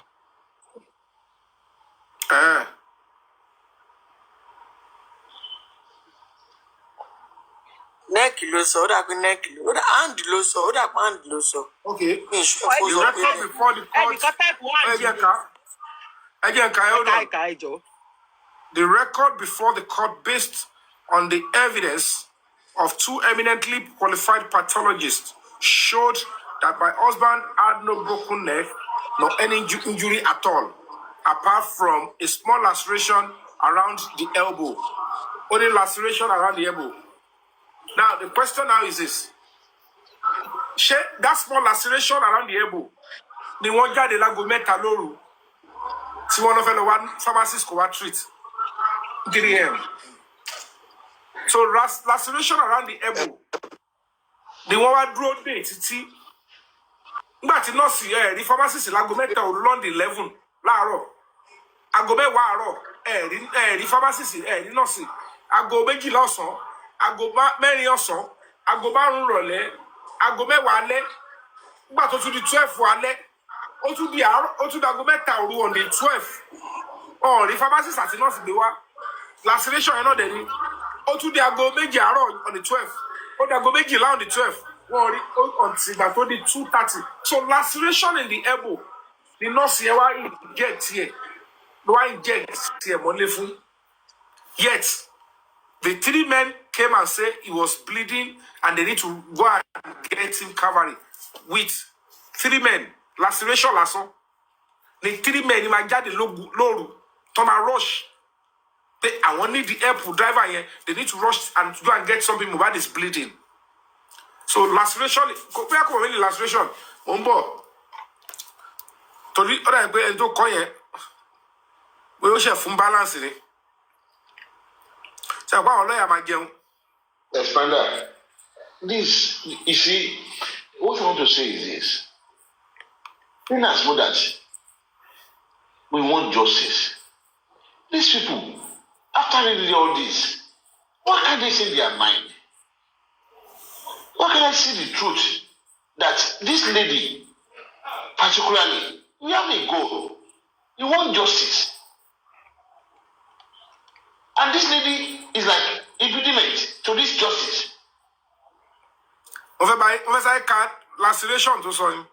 A laceration is a deep, irregular cut or tear in the soft tissue of the body caused by a blunt trauma or a sharp object.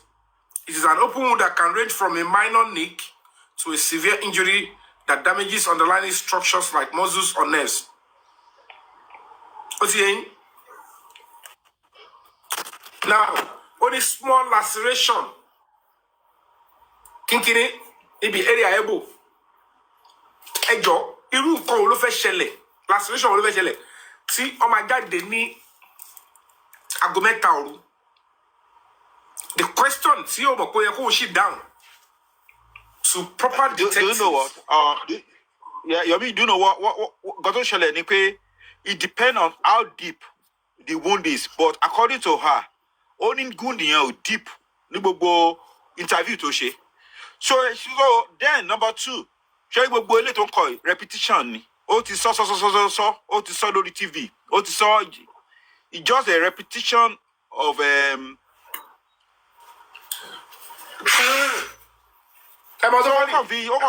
cover ara ẹ ni. So could make different, could make any difference. Síbo nǹkan tó ti sọ látẹ̀yìn. Prince even to make any difference. Oh no, support any investigation. Ṣé gbọ́dọ̀ mi? And at the end of the day, ó gbọ́ pé wọ́n ti mú Dàmọ́lá. Okay, as at the time tó kọ ilé, kò túbọ̀ kọ́ máa mú spending o. Ṣé gẹ́sì ni? Kò túbọ̀ kọ́ máa mú spending gbà yẹn, kò kọ́ máa other guys tó kù tó wà ń bẹ̀ báyìí o. Now, the core of the matter is, ebi tí ẹ̀kọ́ ni máa sọ̀rọ̀ jù lọ because mi ò lè sọ orí kiri báyìí. There's a limit that you can go. No, if you need to respond to the letter, you can respond to the letter. To about people, kò ní mini. Kálẹ̀ mi ni mi ò rí kankan gbọ́ letter yẹn tó kọ ni pé kó lọ answer question, kó lọ answer fún invitation kan fún. Yomi nìkan lórí ó lọ kọ statement ẹ̀ l'Abuja náà.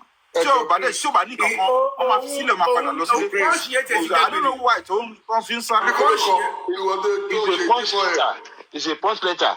But nǹkan tí mi sọ ni pé expander, at least you are a good talker. What I'm saying is that can we just appeal to these people so that, I mean, they can talk. Forget about the person of Yomi. Sholake, let me just say this. You see, I think you know what I'm trying to say. Yeah, I got that. Let me just say this. You see, I think we should be away from our slumbers because it has been happening, and they've been using the same method all this while. You know, anything to Mobafeshi will be thrown out. Our public tafeta and what thing for ye. Our lama solve problem here for one. Lama for one thing for to defend around, and they will go back to use it at the end of the day. Okay? They thrown out this also and you know we will discuss it and some problem will be solved. Nígbà tó mọ̀ pé báyìí àwa ti sọ gbogbo ibi tá ti lè dé mọ́lẹ̀ àwọn wa lọ wá báwọn náà wọ́n ṣe lè tú. Let's leave them. Gbogbo tó kọ àti. Ọ̀dẹ̀ tẹ̀ ní ó lè má sí decision court tó sì ti kó bí as a competent court. Gbogbo alamọ̀ pé rọ́ọ̀nì gbogbo yẹn so ṣẹ́rí gbogbo kíní yìí deliberately don't throw it out. Wọ́n fẹ́ ká solve ẹ̀ fún wọn so that they will know how to go about it. And that is what we've been doing. Tipẹ́. Anything, I'm at decided discuss it. I'm at iron it out. What am I way out?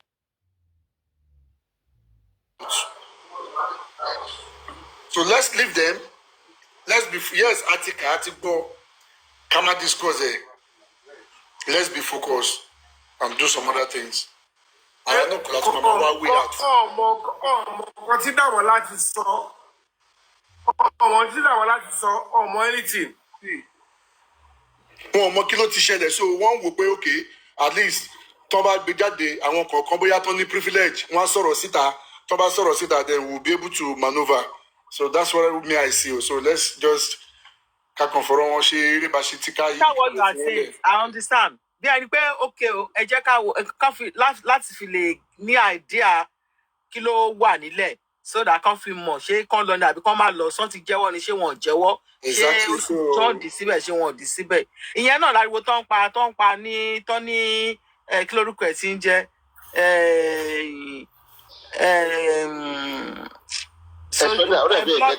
blogger Wùmí tó wà ní Dublin kí lórúkọ ẹ̀ tí ń jẹ́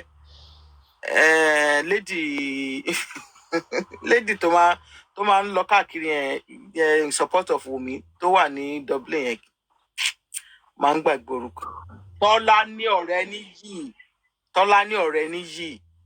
ìyẹn ní ọ̀yẹn ló ń sọ gbogbo ọ̀rọ̀ yẹn káàkiri Yomi Dàmọ́lá tó ti release láti fún Expander, nǹkan tí mo sọ ni pé what I'm trying to say is this.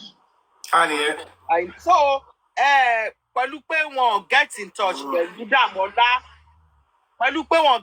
Dàmọ́lá yẹn ó sì ń fún wọn ní headache ṣé yẹn sìn wọ́n mọ bá kí ni Dàmọ́lá wá ṣe lẹ́kọ̀ọ́ kí ló ṣẹlẹ̀ kí ni ò ṣẹlẹ̀ ó wà lẹ́kọ̀ọ́ kò sí lẹ́kọ̀ọ́ but no information nothing so they are not so that's I think bóyá ẹ̀ gangan ló ti press. wọ́n fẹ́ mọ nǹkan tó nǹkan tí ṣẹlẹ̀ mi sọ ni pé èmi sọ nípa tiwa that we want justice. aṣọ́wáṣẹ́ àti gbọ́ ẹ fi Yomi lẹ́lẹ̀ ẹ fi Yomi àtàwọn kinní ẹ̀ sílẹ̀ ẹ jẹ́ kó bó bá ṣe. irọ́ yẹn kọ́ torí gẹ́ẹ̀tì kan tí mò ń sọ yẹn kọ́ ọ̀rọ̀ Yomi kọ́ lélẹ́yìí.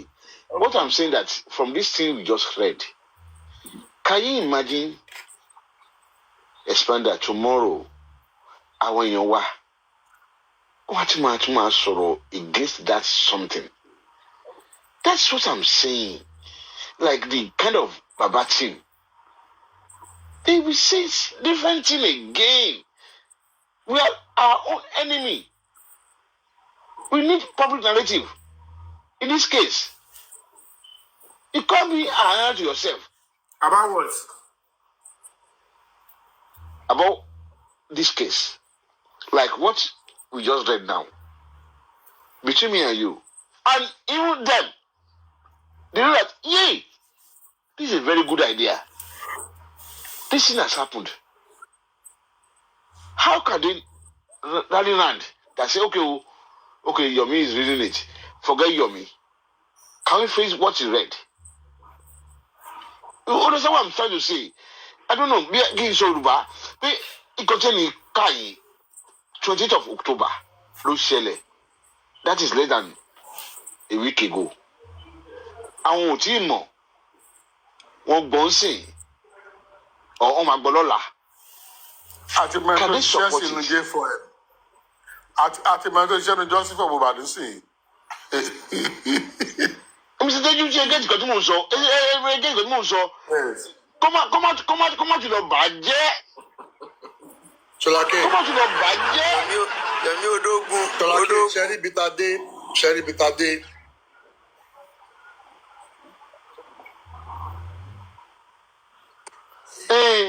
Yomi. Wow. Hello? Because kò tí ì yé mi. Because ṣe pé àwọn gọ́ọ̀mẹ̀ntì sì tí gbogbo ọba ìsí sọ̀rọ̀ in the same way.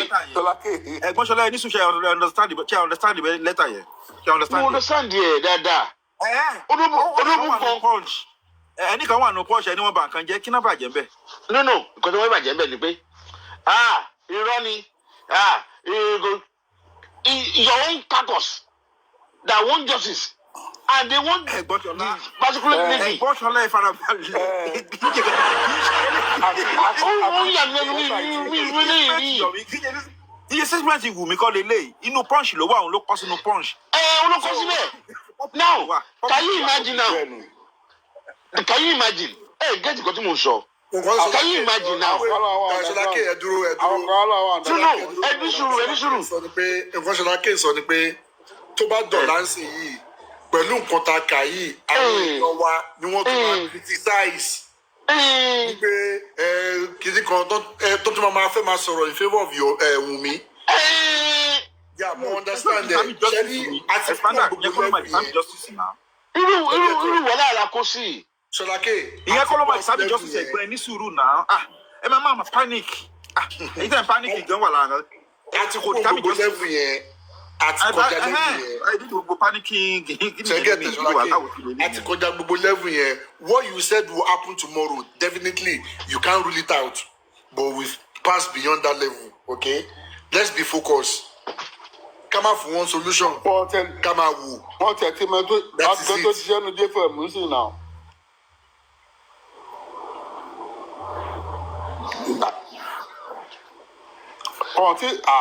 Wọ́n ti fún ní problem tó ẹ̀ nígbà yẹn. Ó sad.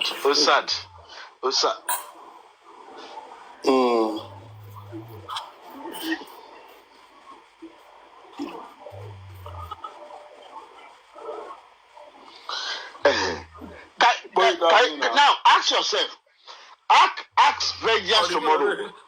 Can you just say, Yomi? Can you just say, come, this is what I want. This is something that I want to associate myself with. You have been campaigning for the past 2 years. Now, why can't you support that person? That's what is bothering me.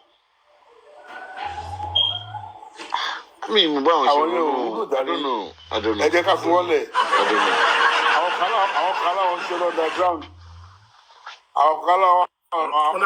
Underground bread.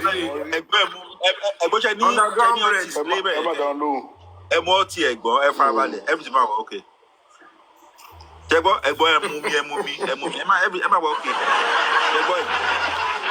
I was spoiled about panic. Because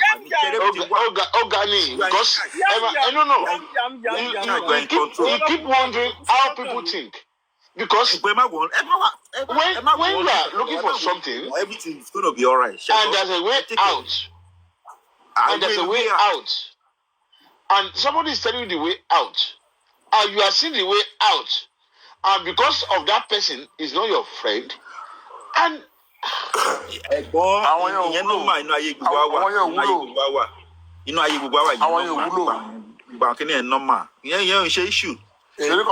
everything all right, Shego.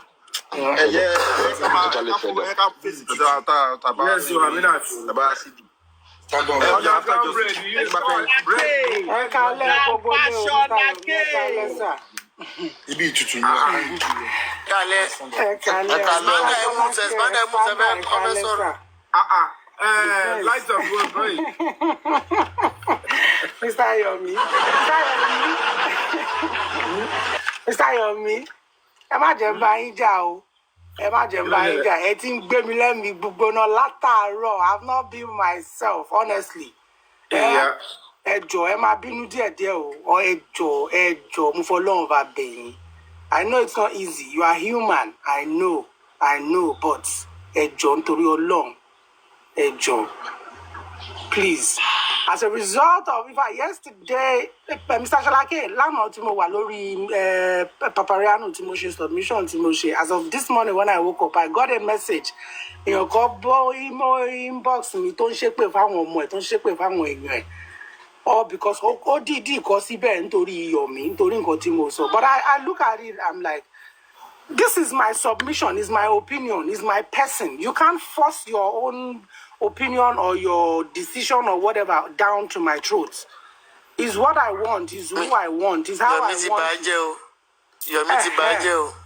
So I don't know me one more ibi táwọn èèyàn ti ń ṣe tó yẹ pé anthem yẹn ni Yomi ti bàjẹ́ o. Yomi ti bàjẹ́. You understand? Then yìí tó lọ ń kọ lẹ́tà sí newspaper ẹ jọ̀ọ́ the prince Mr. Expander ṣé ìtìjú wá kọ́ leléyìí báyìí wọ́n sọ̀rọ̀ pé yàn kú ẹ̀ ń lọ nǹkan sí president pé president ò ní right láti sọ wípé kí wọ́n reopen case ó ga o.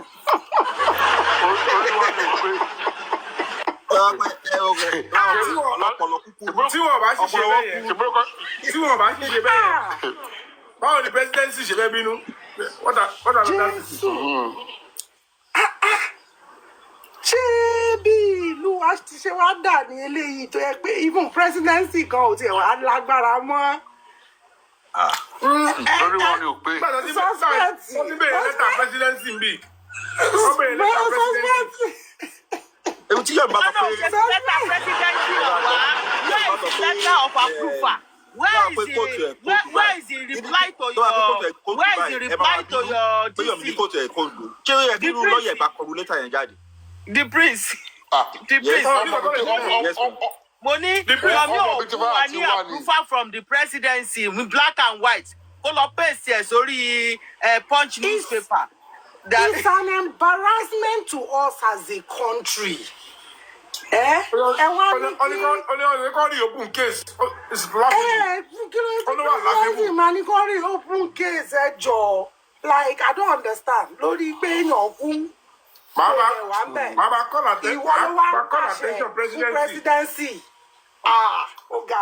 No. Mama, call attention there. Attention presidency. Attorney General. From tomorrow, thank you. God bless you. So, Mr. Sholake, I think I want to analyze the letter to Mr. Yomi. I think these are the points they should be able to analyze properly. We pay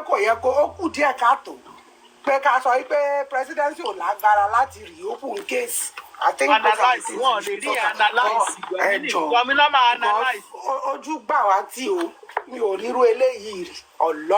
orúkọ Yomi nìkan ló dá ń bẹ ibi tí nọ́mbà ti ń bà wọ́n nìyẹn. Filakalaka òun ló ń filakalaka òun ló yẹ kó máa sáré kiri.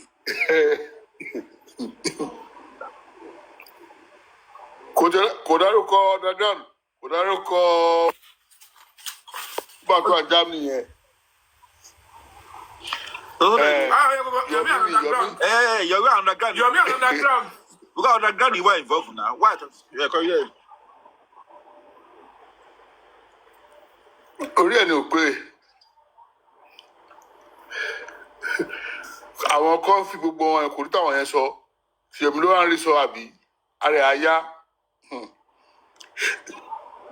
Ara ní kó ó yẹ kó involve sínú lẹ́tà pé o inú lẹ́tà yẹn o pé kì í ṣe Yomi kankan ló ń ṣiṣẹ́ pé ìṣe Yomi underground. Ibi tí nọ́mbà ti bá wọn nìyẹn. 99.9% of any criminal case can be reopened in the light of a new day. Most especially murder. Most especially murder case. Oh. They have a right. Inú wa máa dùn. Wá ní kéèsì ti tán inú wọn máa dùn. Ìyẹn ló farú Dàmọ́lá yẹn tó fi ń fẹ́ sẹ́nu yángan instead kó lọ forí ẹ̀ pamọ́ nígbà yẹn. Yẹ́ ẹ̀ ti ní kí n dáríjì kí n jọ pé kò ní dá sí ohun tí ó kọ́ mọ́ láyé. Oyè pé kí n jọ òun ló chúùsù àbúrò ẹ̀ náà wá ní mo ní farabalẹ̀ o. Ìpìtìpìtì ayé tó bá ẹ o. Òun ló chúùsù ló fẹ́ take a fall. Whatever you do, I don't know what you're trying to do. Irun tèmi wò mọ́ lára pé ṣé kò yẹ kó wọ́n fẹ́ kọ́ ọmọ yẹn nípa ńgbà yẹn. Mi ìrònú lọ kó tiẹ̀ voluntarily ńgbà yẹn because I was seeing him for the first time. Ìlú àrùn bóyá wọ́n ti lọ threaten ẹ̀ kó accept bóun lòún ṣe kínní yẹn. Mo ṣe ní ṣé ọmọ yẹn ní lọ́ọ̀yà ṣá? Ẹ má gbọ́mọ yẹn lọ court without a lawyer. Because ẹ kọ́ máa ń kọ́ guilty or not guilty, not guilty. Ìyá bá remand to prison, ọmọ aṣọ́ọ̀kì síbẹ̀. Èmi ò tẹ̀ mọ̀ pé ṣe lọ́ stage gbogbo.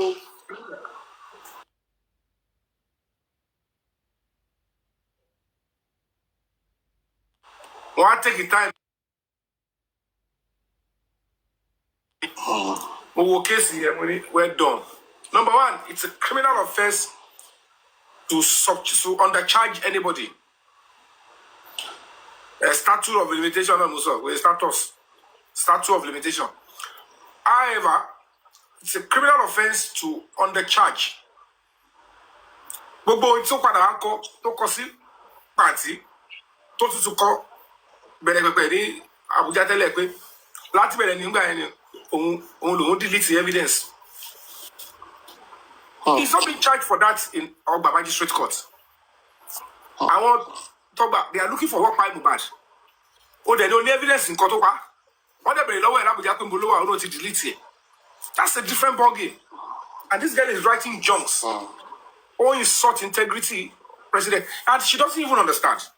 ibi tí kò mọ̀ pé gbogbo kìíní yóò lè jẹ́ lọ lẹ́kọ̀ọ́ ni pé ìgbà tí wọ́n máa gba case file yẹn they must pass through the commissioner of police case Mohbad o àṣẹ tiwa látòkè o president sọ pé ká lọ ṣe nǹkan báyìí o as the inspector general of police mi wá fún yín ní ọ̀dà báyìí sí pé ẹ release gbogbo evidence case file Mohbad yẹn ẹ release ẹ wá sí Abuja on the order of the president directive yẹn tẹ̀lé gbogbo kìíní yẹn wá that was when the OC homicide Lagos State ló sọ fún mi yes based on your petition to the president they have come to carry over wọ́n fi hàn lady woman tó pèrè ní kíní kan supreme yẹn ó sọ fún àmì káàdé pé èmi fake ẹ ní pé mi lè mi dá ṣáàtì bára mi ṣáàtì. again orí òkè nígbà yẹn pé mi lè mi dá bára mi orí ṣáàtì. òkè mo kàn lẹ́yìn mo sọ fún ẹ mo ní ignore ìyẹn níwà yẹn rẹ̀ true yẹn ló mú lọ́ọ̀yà jáde tí lọ́ọ̀yà yẹn lọ sí FCID tó lọ bá investigate ṣé kéèsì yẹn wà ń bẹ̀. nígbà tó ń da lọ́ọ̀yà yẹn lò mo ní you go back again we wrote to the DIG direct bó ṣe wá òótọ́ ni o because lẹ́yìn ìgbà yẹn mo ti sọ pé we go to face the presidency and tell them we don't know why they are covering it up. àṣé woman yìí náà wọ́n ti lọ rí before then ló gbọ́dọ̀ pé àwa rárá ibi tó ti ṣèkà fún mi ni pé wọ́n ti ṣe débi pé wọn ò gbọ́dọ̀ pé àwa rárá. You should not call me at all. Gba information látọ̀dọ̀ Yínká I am Yínká again after gbà yẹn. Anyway information wo nìyẹn tiẹ̀ ní lọ́wọ́. Ó ti yẹn kọ́ bó sọ ohun tí wọ́n ṣe ni pé wọ́n ṣe ni pé wọ́n má tiẹ̀ bẹ́ mi sọ rárá gbogbo àìmọ̀ ìwà ní UK. They should not notify me because bọ́ọ̀ yẹn ẹ̀gbọ́n gbéra sẹ́ẹ̀ ẹ má dùn sí UK yìí. Ó yẹ kọ́ bó sọ. Ó ti yé mi. Mohbad ti rí wáyé pa fún yín Mohbad ti rí justice fẹ́rẹ́fẹ́ ló kù ẹ ṣe àkọ́fọ́ balẹ̀. Àmì o. Ẹ wo bí tí ó wà ní. Wọ́n tó kú ẹ o. Ó kù 85 ó kù 5% ó kù 1%. Ó kù 0.5% báyìí.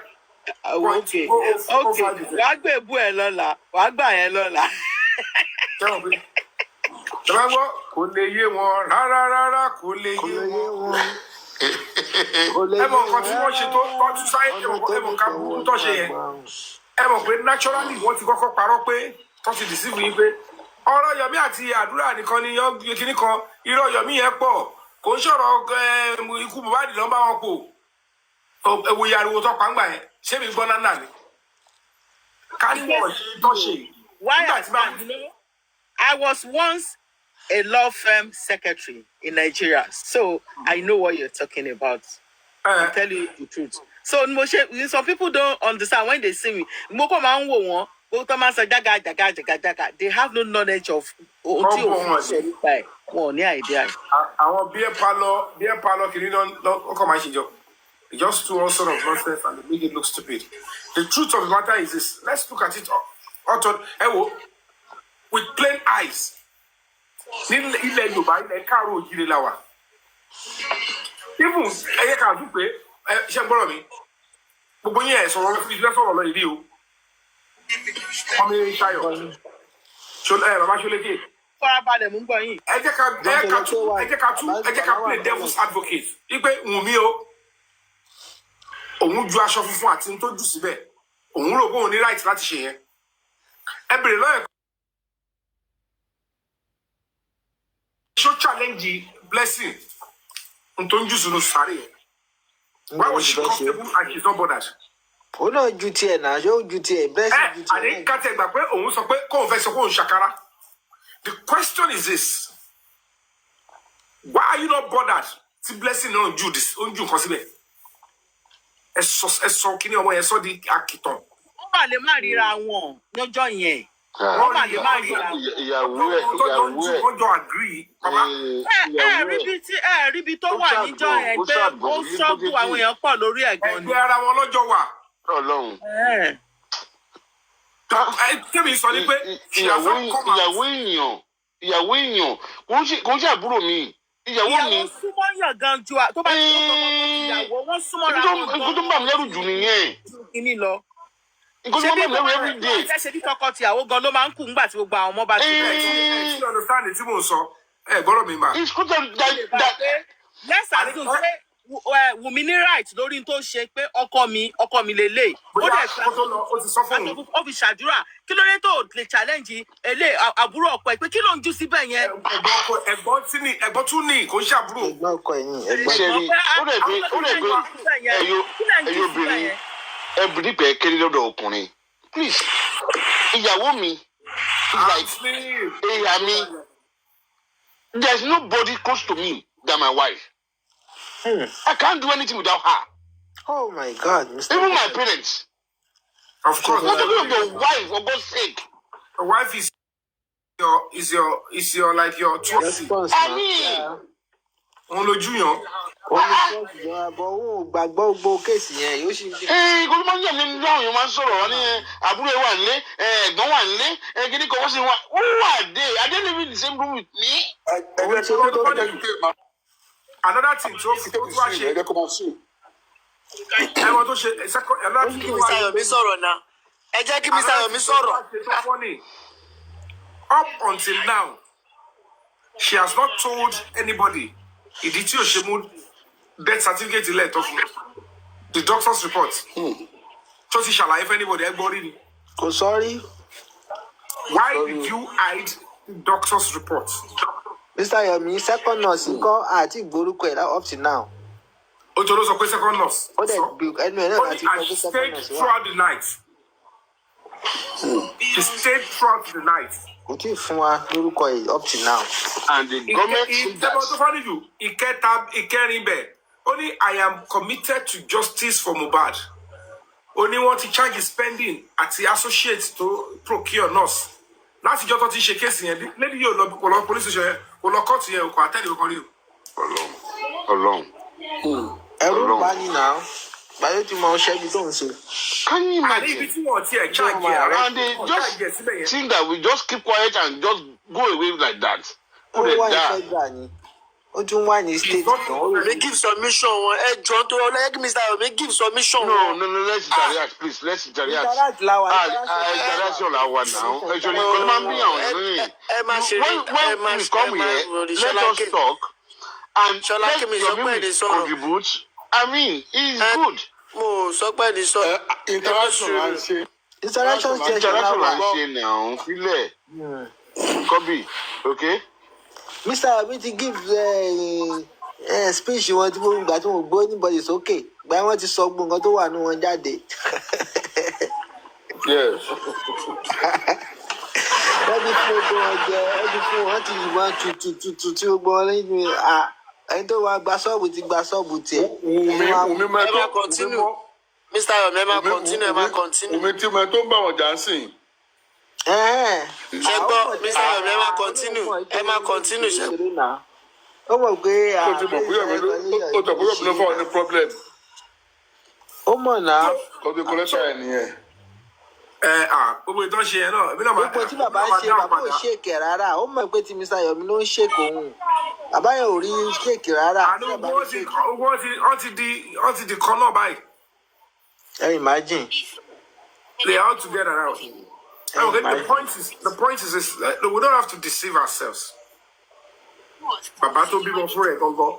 Ó ní I saw Dube. So Ìdúgbé cover. Blood. Ẹ lọ pè é ní Mr. Yomi. Ṣé Dúgbé cover? Ṣé lọ fi Dúgbé ní? Bàbá tó ní frame. Also. I saw Dube. I have frame. Bàbá saw Dube soaked with blood. I also have frame. However, another thing here, like to deceive our about 2 different interviews. Tia Mbadishe, the Abiamo inside her. She the sanity or you know Tuesday, Monday, you had that straight. Only Fili. Timo Badoba couldn't put Tuesday, everybody and your Monday. Possible. So they cannot understand that most of these lies at Intoanshi, what in bossy in a full relay. This is not motherhood. In Toti, I had to one condition. And you for wow. I mean. And you call the low to physical condition. Gbúrò ẹ̀ mọ̀ báyìí sí. láti bí oṣù mẹ́fà báyìí sìn. ẹ mọ̀ pé tó bá ti dé stage kan bá ti wọ́ ẹ pé ó ń bọ̀ ó máa ṣẹlẹ̀. There's no two ways about it. I'm not going to be stopping, you know. I'm going to be making some serious more moves. Big bad mo ṣe fẹ́ complaint wa ni. Inú tó ti wá ti lẹ́tà yìí sí. Èmi náà máa tẹ̀ ibi tẹ́ expect tí owó gbogbo yín máa lanu ẹ̀ máa rí fíìmù láìpẹ́. Ìtò ṣe ó ti fa wèrè lọ́yàn. Ìwà láti jọ ìta àfin mi. Why you tell me get to worry? Báwo lẹ́yìn ṣe gẹ̀ẹ́tì ẹ̀gan lálẹ́ láàárọ̀ yìí? Báwo lẹ ṣe gẹ̀ẹ́tì? Ó ti fi dán wèrè ṣeré. Yomi, báwo lẹ ṣe gẹ̀ẹ́tì ẹ̀? Ta ló pòsẹ̀ sí? Wọ́n sẹ́ǹdì ẹ̀ sí mi ní. A ó jù sí mi pé à. Láti last month, àdẹ̀rí kí ló dé? Ó ti kọ́ ẹ̀ ti kù. Platform kan ló ń play ẹ̀. Platform kan ló ń play ẹ̀ tó jẹ́ kí àwọn. At least abá ti support at least a ti support Wumi now. Àwọn tó ń promote ẹ̀ náà ló ń play ẹ̀ náà. Àwọn lórúkọ àwọn tẹ́mí platform yẹn, àwọn tó ń promote ẹ̀ nìyẹn. Wọ́n gbé sílẹ̀ ẹ̀yìn náà àwọn ló ń promote ẹ̀.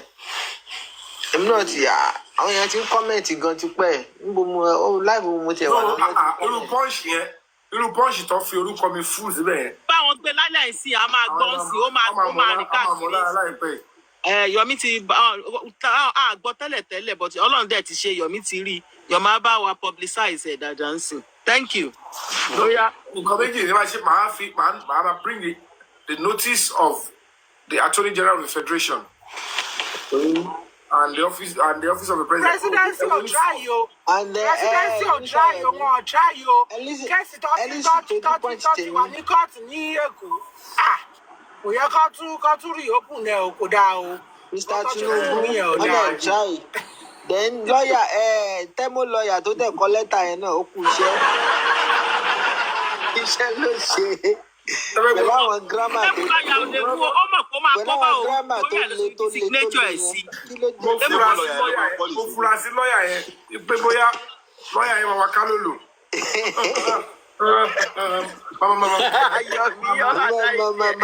My lord.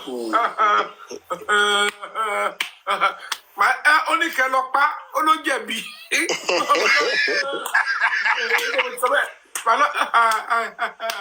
I moved to I don't know if I'm told.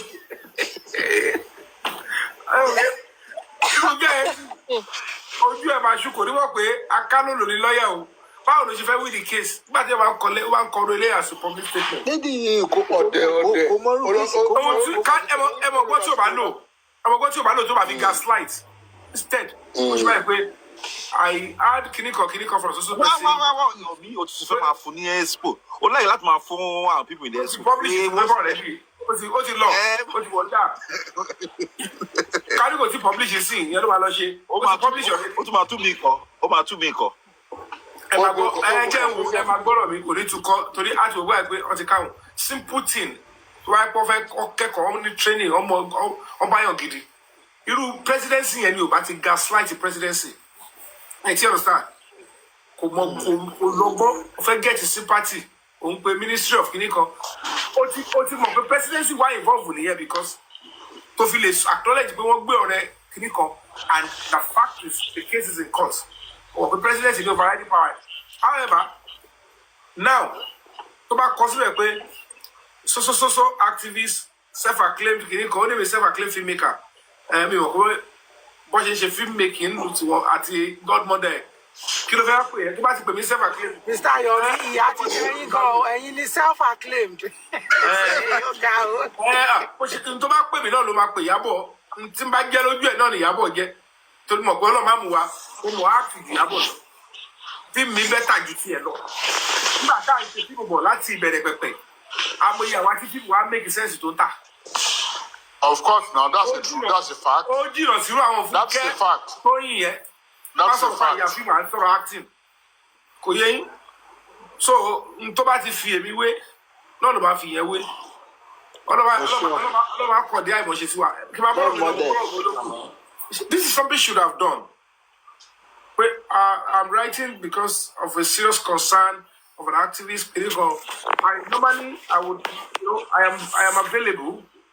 I would appreciate if he followed the different routes that the one is doing. Anything that will make my husband, the truth to be established. Not even that, anything that will make this truth to be established. I am willing to submit myself. I have utmost regard the president and the presidency, I would have loved more to look into the you let them know that you respect that office. Gaslight àwọn ni. Nígbà mi kò sọ̀rọ̀ truth yìí kò fẹ́ òun wá truth ìfọ̀jú Mohbad rí. Kò sọ mo bí sí gbogbo yóò mo bí sí àwọn tó tẹ̀lé yóò ti ní tìjú pé kó wá jẹ́ pé tó bá yẹ kó accept pé nọ́ọ̀sì yẹn ló pa ọkọ ẹ̀ ló inject ẹ̀ pa. Látijọ́ tó ti charge nọ́ọ̀sì yẹn sí court. Wọ́n ti ṣe close to 4 cities like lójú síbẹ̀. Èyí tó dùn mí jọ́ ta lọ on the 21 and 22 yẹn. Gbogbo ọkọ̀ pípa àmàkàwọ́ bẹ̀ ni. Kò ní wà ẹni tó ń sá kiri. Oye, àti ẹ̀ bóyá ó ti fẹ́ test, ó yẹ kó lọ testify now because the question of the day is this. Ẹ̀mọ̀ tó fọ́ níbi ni pé àwọn púpọ̀ yìí tán yìí ni. Ẹ wò gbà tó ti charge nurse àti spending. Number one principal witness tó yẹ kó testify against the nurse ìwọ wò mí ni. When are you testifying? When is the trial? Kí ló fà á? Ṣèbí wọ́n ti enter plea. Wọ́n tán yìí, wọ́n wá gbogbo yìí, kò sí date trial. Kò síjọ́ tó fẹ́ ṣe kò síjọ́ tó fẹ́ witness. Kí lẹ̀ ń ṣe láti jọjọ́? Because on a very good day, it's a different ball game. Kí okay, wọ́n fẹ́ file padà. Okay, file whatever you want to file and let's start. The trial has gone. Should commence. Ìjọ òun ló fẹ́ lọ. Ìjọ yẹn sì tẹ̀ bá mọ̀. Àádọ́dé. Ṣe tán bẹ̀ yẹn o. Àwọn tó kúrò ń gbà lọ. Ààrẹ tó wà bẹ́ẹ̀ náà gba kóòtù lọ sí Àbújá o. Yeah, let's go there. Ní ẹ̀sìn kí ni gbogbo rà. Àdébí sọ fún yín pé coordinate ìṣògbé. Ẹ wo, mẹ́yẹn sọ̀rọ̀ jù. Mr. Michelle ló ti gbé tí ó máa ṣe every time tó bá ń jáde. Wọ́n jáde rárá, ó bẹ̀tẹ̀. Because every time tó bá ń jáde, ó dàbí kó kàn fún wa evidence sí ni. Because nǹkan tó bá sọ lánàá kọ́ ló máa jáde lónìí. Nǹkan tó bá sọ lọ́la kọ́ ló máa jáde lọ́tùnla. Nǹkan tó bá sọ lọ́tùnla kọ́ ló tún máa sọ lọ́jọ́ mẹ́rin. Ó ní nǹkan kó ṣọ́ tó papọ̀ ní gbogbo àwọn ọ̀rẹ́ ẹ̀. Mr. Abe, ẹ fẹ́ sọ̀rọ̀ àbí? Mr. Abe. Nǹkan tó ń papọ̀. Ó dàgbé Mr. Abe fẹ́ sọ̀rọ̀. Mr. Abe fẹ́ sọ̀rọ̀. Kò ní lọ́ọ̀yà gidi, lọ́ọ̀yà tẹ̀mọ̀ ló ní. Àwọn lọ́ọ̀yà. Tunisco, ẹ jẹ́ kí Mr. Abe sọ̀rọ̀ náà. Tunisco, ẹ̀mí ìtìlọ̀ arábìnrin. Ẹ kálẹ̀ Mr. Yomi. Ẹ jẹ́ kúṣẹ́ ribiribi tẹ̀ ń ṣe. I appreciate you. Ọlọ́run á túbọ̀ máa sọ agbára dọ̀tun. Ṣé ní ìkẹ́kọ̀ọ́ mo kàn ti fẹ́ call attention yìí sí? Torí dàbí pé àwọn èèyàn ti ń gbàgbé many things, especially àwọn tó tún ṣe ń join wa. Ní ọjọ́ bẹ́ríà, kókó wà lórí Wùmí sẹ́, kókó oríṣiríṣi bíi méjì kan ní ìlú ẹ̀ báyìí. Ìyẹn nọ́mbà kámẹ́rà fẹ́ ṣó ẹ̀ ó ń fọwọ́ bojú báyìí pé kán máa rohùn. Ìyẹn nọ́mbà 1 ẹ bá àdìyẹn mú. Ẹlẹ́ẹ̀kejì ó sọ níbi interview tó ṣe TVC. Ó ní a nurse slept overnight. Yes, she stayed overnight. He stayed overnight. If Mohbad died on Tuesday, it's not possible for a nurse to sleep overnight because Mohbad left that house on Tuesday. Exactly. Correct. Absolutely. So that's ever caught the video here. Another evidence in here. They are playing pranks on Nigerians. It's not possible for a nurse to sleep overnight because Mohbad's body left on Tuesday. So how is it possible for a nurse to have slept overnight? It's not possible. Exactly. I'm going to be aside for you little clue there.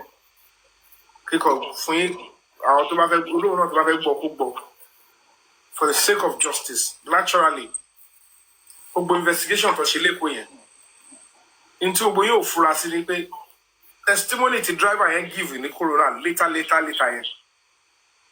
Ó yẹ kẹ́tí mọ̀ kó máa ti sọ the same thing fún ọlọ́pàá láti 2023. He must have said it. And the driver did not want to appear until he was subpoenaed. Nígbà tí wọ́n ṣe substitute service. The top at he appear might declare unwanted. These are things that one of many things that must have been found when they took over the case from State CID. Secondly, we will continue Dr. Ewa Soni Corona inquest. At even the original doctor's report, so issue fún Umi àti Àdúrà tí wọ́n mú lẹ́yìn, he must have given them a copy.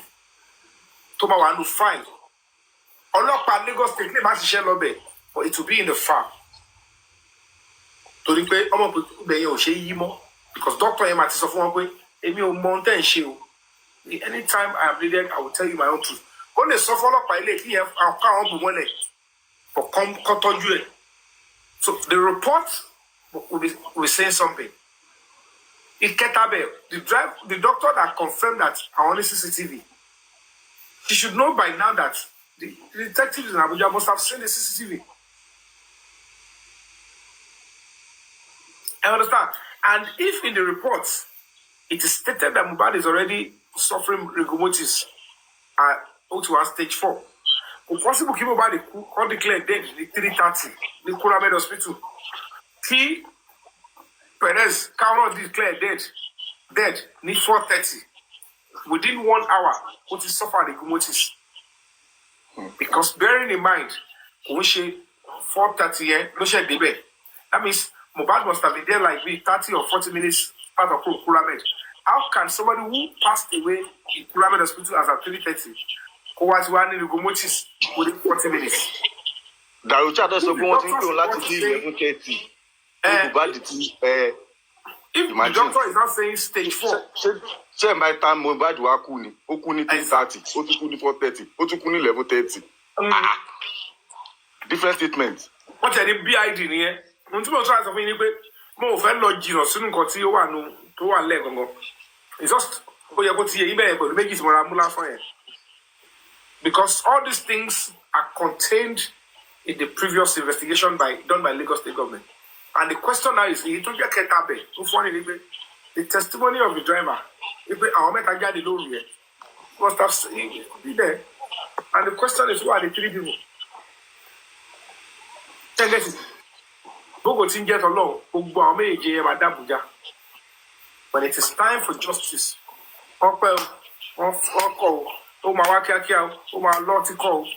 that justice will be served.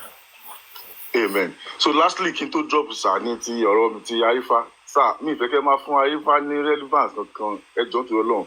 That guy is just a nuisance. Bóyá kẹ̀dẹ̀ bá introduce ẹ̀ sí ọmọ Dagoro kanjọ ló máa ṣe fíìmù nínú gbó. We don't want people like that. Just Amalon babaláwo ológun lọ́kàn kíní kan. It's just a nuisance. Ẹ má fún relevance. Ó lò sí ó kéré gan ẹjọ́ tó lọ. You should go and get a life. It's a low lifer. The problem is.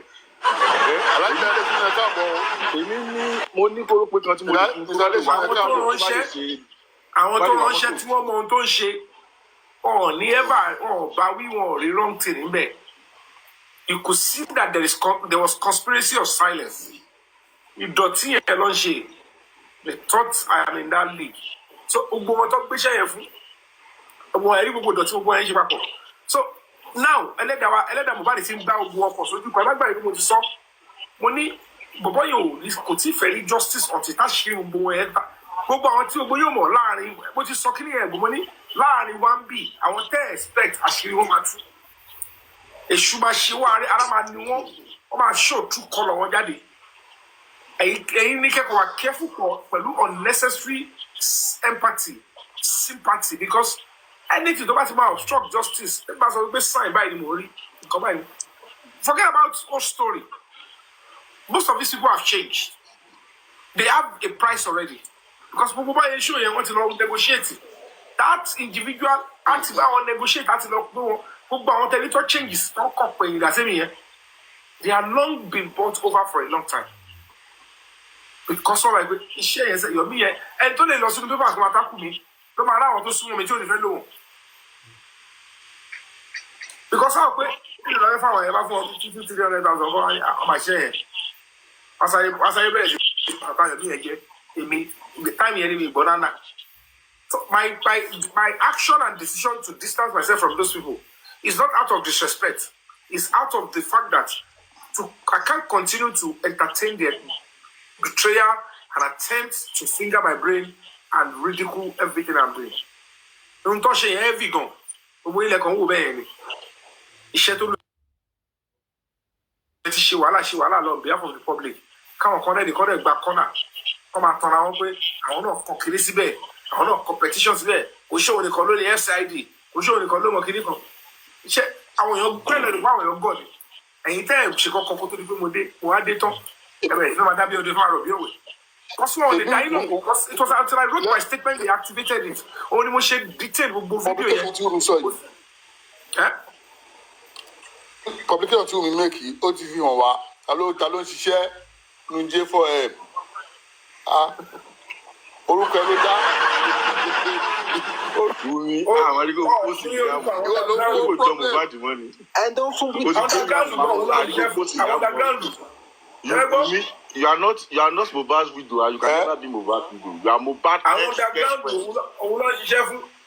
All right, thank you. Hello, Hello, Yomi. I want to take you back to this publication in the Punch newspaper. You said it was dated 28th of October, right? Yes, sir. Does that mean, with this year, the publication up till now, since on the 28th, today is the 4th? Do you want to tell me nobody has seen that publication since that time?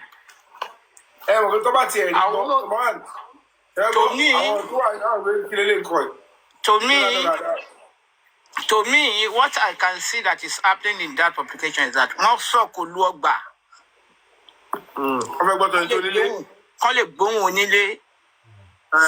since they did not hear nothing from Damola and they don't know what is happening with spending, and since they know you are on this matter,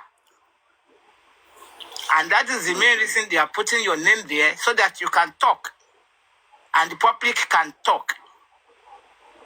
Because I see no reason why somebody will have been published since on the 28th of October, and now we are just hearing about it, and no platform has even came out to discuss it. I want to discuss anything.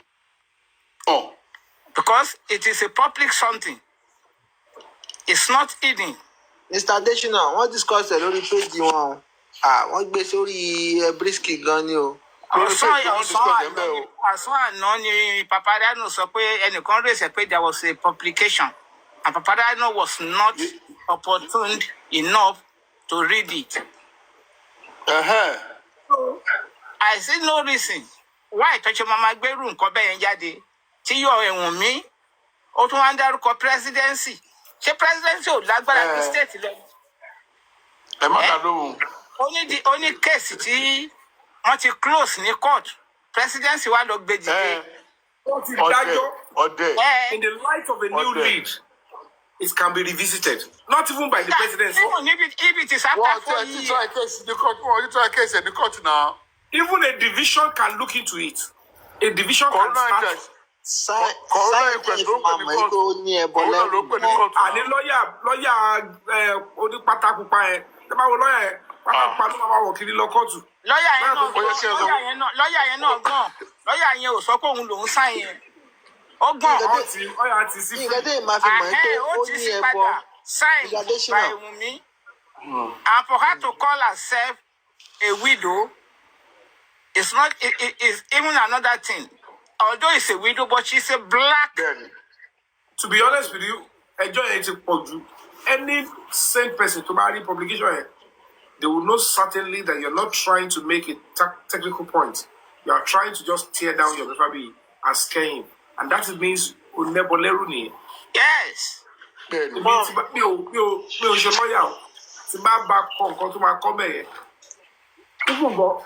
Another person to buy your fabiyi go I need a rethink. Only Bushiba Koro for a punchline, and they will see some level of sincerity in you. Why to make sure that I want to investigate what I pay.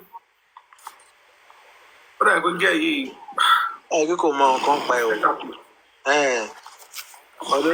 In this one, he was going on and attacking even a constituted authority to work with. Lawyer won't know the more way.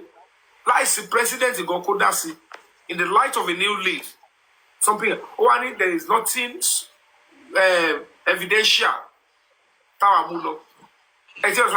But bearing in mind the video in question, Damola Fure, the beginning or those you or at the very because vessel, or Shakara, alone delete here. Okay. Am I just off? For my when we call it deleting such is even obstruction of justice. Tampering with evidence. Tampering with evidence. That's what the color. Bẹ́ẹ̀ni. Because all of it so to so. Àwọn yóò gbàdúrà kí kéèsì yẹn bímọ gbogbo kan tó. Even during the conference, àdúrà gbogbo conference pé 10 minutes video ni. Ó ló exist. Kò sọ pé kò sí ohun tó ń jẹ́ bẹ́ẹ̀. Irú àdúrà ẹ̀ ń sìn. Tó bá wà pé òun ò lẹ́gbọ̀n lẹ́rù kí ló tó sá kiri. Yẹ́ ti gbé pamọ́, yẹ́ ti gbé sásá lọ. Àní fídíò ẹ̀ gan mọ́. Ó wà sí King White nìkan la máa rí ń sìn. Láti ìgbà tí. Àní kóòtù tó wọ̀ yọjú, ìyá Ọbádò tẹ yọjú sí King White. Láti ìgbà tí kẹlẹ́rù bẹ̀rù ẹ̀. Àìgbà tí Sísọ́gbọ̀n ti jáde kò sọ̀rọ̀ lẹ́yìn kókò sọ̀rọ̀ lẹ́yìn kókò kàn sọ̀rọ̀ pé òun àti kìnnì kan làwọn jọ ń jà òun àti Sómó àwọn àti Sòmò gbogbo ẹ̀ náà kò papọ̀ mọ́ra wọn. By tomorrow, I will confirm the total number of people that we arrest to Abuja. I will come back. I will confirm the identity of those in Abuja and the total numbers of those. O tún fẹ́ lé àwọn underground jáde lọ́la, wàá tún tì wọ́n jáde lọ́la. Yomi gan. He's doing his work. Àwọn yẹn sílẹ̀, àwọn yẹn fẹ́ gbára dání. Wọ́n bá tó gbọ́ sí wọn tún sùn mọ́ lálẹ́ ìwá ní Yomi tún ti jábọ̀. Yomi is doing his work. And nobody can stop it. Pìtì ẹyẹ rí títí ayé bá wọn pìtì. Ogun ayé ló bá mi pò pẹ̀lú kí ni spend. Wọ́n tún wò pé tí Yomi yẹn bá fi lè sọ tó bá fi ṣópò òun ló tún mú spending. Yéé! Ẹ̀rù ojú ẹ̀rọ ìyá so they all connived. Ọmọ máa sọ ni Ọlọ́run kí o kò tẹ gbọ́dọ̀ jẹ́ Yomi yẹn. Ẹnu ẹ máa ti pọ̀ jù. But by now they have known you are by now.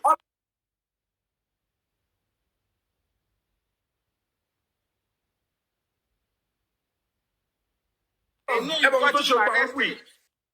all know that you got him arrested. That's all. Àníbo gbà yẹn nǹkan tó ṣe fẹ́ àìjákìlẹ̀ tó lè sáré bẹ́ẹ̀ mọ́ tó fi tàn wọ́n ọ́n lù wọ́n jìbìtì rí ẹ̀mọ́ ìtọ́ máa kó lè tọ́ba láàbì akíní tó fi gbé lọ. Nǹkan fẹ́ nìyẹn. Àwọn ọlọ́pàá yẹn náà ti gbà bọ̀dẹ̀ ṣá. Olè làwọn ọlọ́pàá yẹn.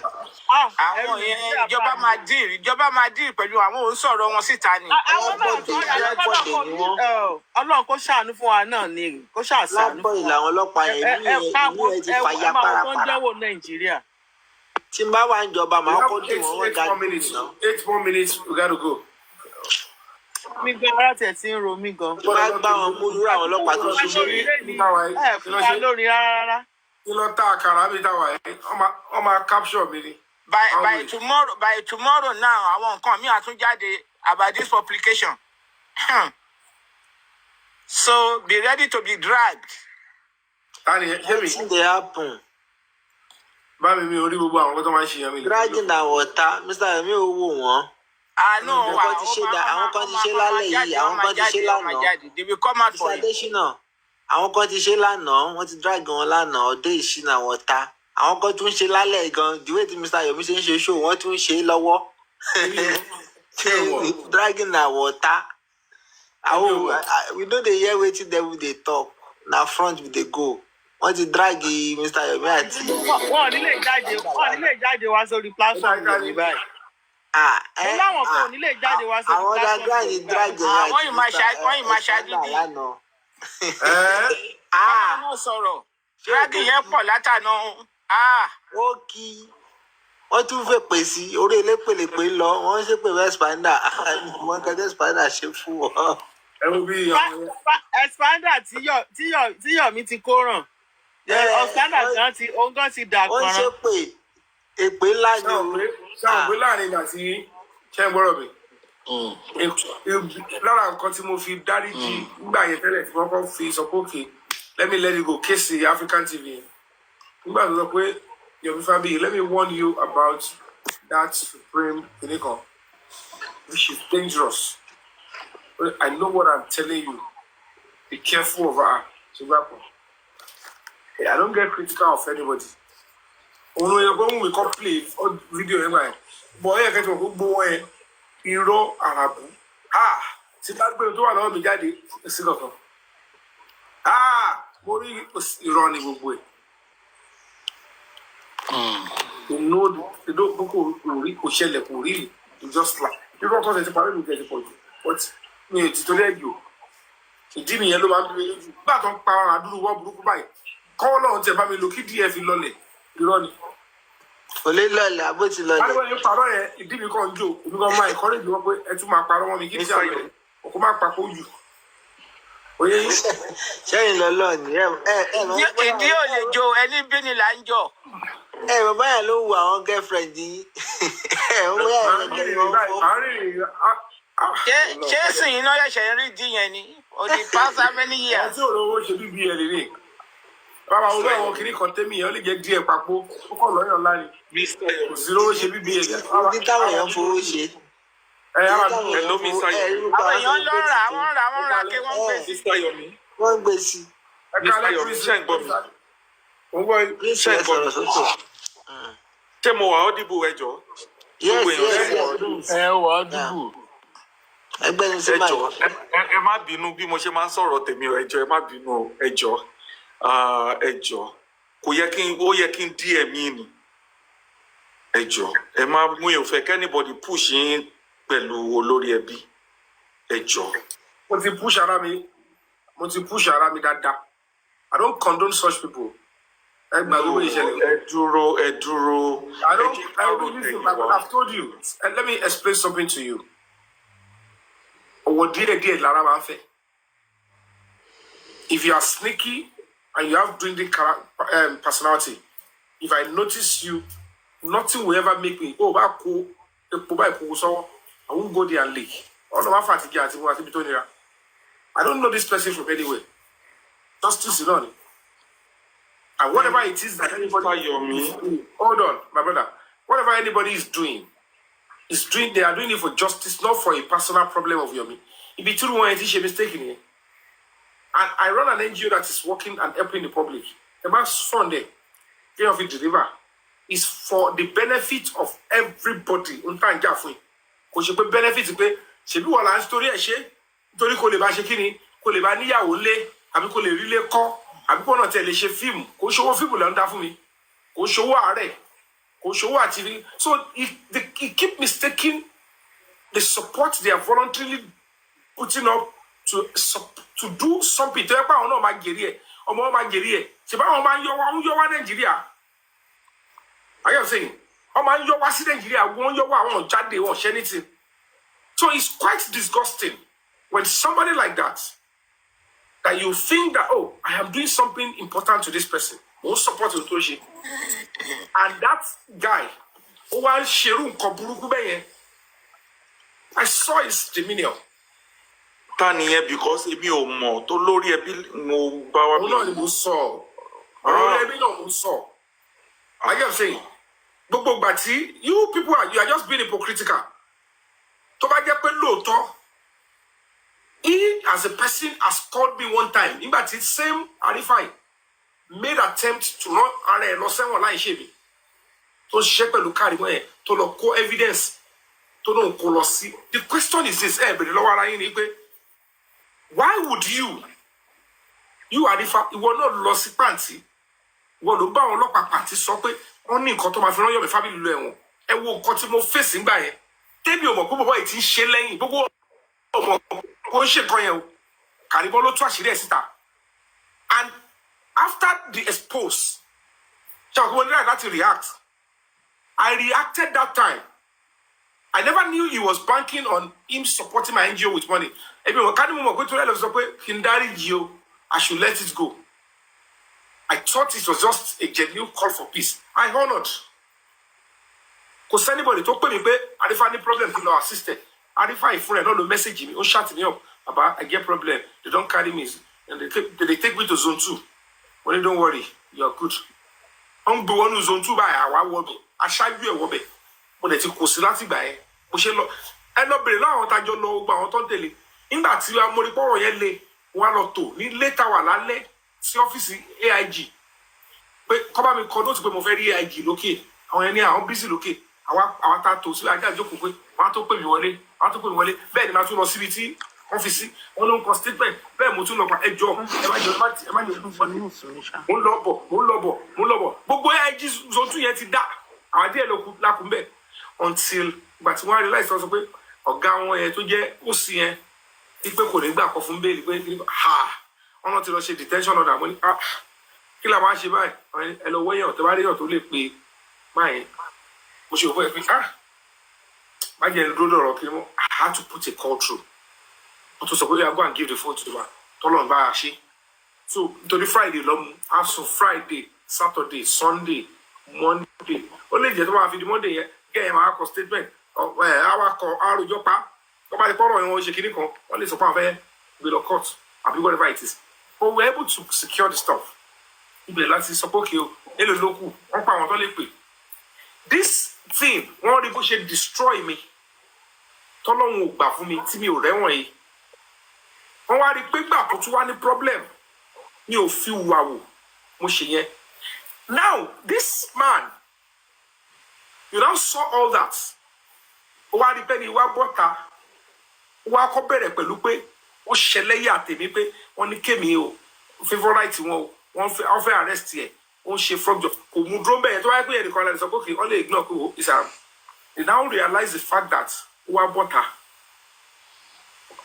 àwọn làwọn ń ṣe kinní kan kò sí kinní kan presidency bẹ́ẹ̀ Yomi here is a thief your time is up ó wá ṣe gbogbo yẹn people brought it to his attention wọ́n fi Yomi off video mi all he could say is àbúrò àwọn come on Kid Boss was trying to speak you could see his demeanor if I come on his objection this thing these people are doing to your family is not okay those ones are not your people raising I tell you that in town he was enjoying it. Bó ṣe ṣe gbogbo àwọn tẹ́lẹ̀ wà platform yìí tó ń tẹ̀lé lọ tó ń destroy orúkọ mi do you know what it means to be defaming about the fourth orúkọ tó kọ epistle to get nǹkan lórí mi he never said anything gbogbo àwọn tọrọ pé wọ́n wá important sáwọn yẹn I am too less important they can do all the nonsense with my reputation and name on finger brain me putting me to trouble subjecting me to Mr. Yomi I was up there that day tí olórí ẹbí ń bá Fawi I was there. No, my dear brother, when it got to that point, he continued to do what he was doing. He didn't stop. He was not angry to call him out. You come to equity, come with clean hands. You want to you are not biased. Ẹni tó bá fẹ́ bọ́ Ọlọ́run nípò ẹ̀ bá sọ fún bọ́ yẹn pé tí o bá tiẹ̀ wá rojọ́ tí oníṣòro tẹ́ni dìde fún ẹ òun láti ro nǹkan pé he is fighting a good cause on behalf of the public. I can see at the end of the day why we have to see what àwọn yẹn ṣe. Are you with me? I saw what they were doing to my name. Kò sẹ́ni tó máa sọ pé òun ò rí. Ibi tí boy ever try to bring me down. All those guys, I want to block it, they will be showing some direct and indirect attack against my person. Èmi ò lẹ́jẹ̀ lọ́rùn. Wọ́n ní ṣọ́ngbà yẹn gbogbo àwọn ọ̀rẹ́ṣọ́ sọ pé why are you doing this to Yomi? I despise a lot of people. Mr. Yomi, hold on. Let me finish my line of thought. Let me finish my line of thought. Okay. The only thing I did is to distance myself from such people. Because they keep banking on we are donating to him. You are donating to a cause because you know see result they might benefit in bed. Because so because if you share anything you can't touch it long, but you get a busy. I want to tell you also you before watching me if you call up before watching. Because see at the end of the day, between you and I, react. Me, kò sẹ́ni tó máa bọ́ta sọ pé mo pẹ́ anybody pé olórí burúkú àwọn lè reaction mi is based on wọ́n bà gbogbo iṣẹ́ ọwọ́ mi yẹn jẹ́ wọ́n bà mí jẹ́ lọ́dọ̀ àwọn ọlọ́pàá l'Àbújá yẹn wọ́n dẹ̀ gbogbo tí mo waste everything wọ́n dẹ̀ sọ kó gbé sórí àwọn wọ́n mọ̀ gbogbo kíní yẹn lọ o gbogbo ọmọ nǹkan tó ṣe lọ́ndaground o gbogbo ẹ̀ náà ni mo padà ń gbọ́ gbogbo àwọn tó ń dáwó ẹ worú kíní kan bọ̀ létí kíní kan yẹn tó wọn sọ pé tó wá insult mi tó ṣe gbogbo ẹ̀ tó mọ nǹkan tẹ́mi ti ṣe kíní kan mólè kíní kan whatever it is wọ́n á react pé I don't think I want these people in my space. I can say the next thing. This person never thought I deserve to be contacted. Wow, so bad. All about the Amuwa. All about the Yoye. I want to live for to live. Kono no aye gon. Me the brother one case but one they treat me bad. They will still think I deserve to be hard. All about because I want to build the career of Lati Bere. So I can't only me attack me to me. One fellow say they will seize it immediately. So I will react my own little mad way. Somebody will not think that I deserve to be calmed. Like, okay, I know what your pain is holding. Or normally don't do it because this is what sorry. They choose not to do that. The next thing, no consultation. The man so I feel let me give you a sub. You are aiding and abetting. Who are you to me? Can you want me to who the hell does it think he is?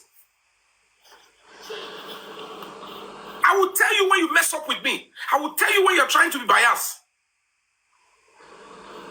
Because I'm doing what things that this thing is too painful. In Nira and one go ordinary okay or block lasso. In that one show what was your anger? What was your reaction? He directly and indirectly aided, encouraged that boy to be doing the nonsense and shenanigan he was doing. Meanwhile, that guy is a double agent. He's working for those people. His mandate is to thwart and divert the cause of justice, not just because so this is who all of you are. And public white justice. And then I show quickly by justice again. And now let's send somebody that seems close. The boy's attack on me is uncalled for. His attack,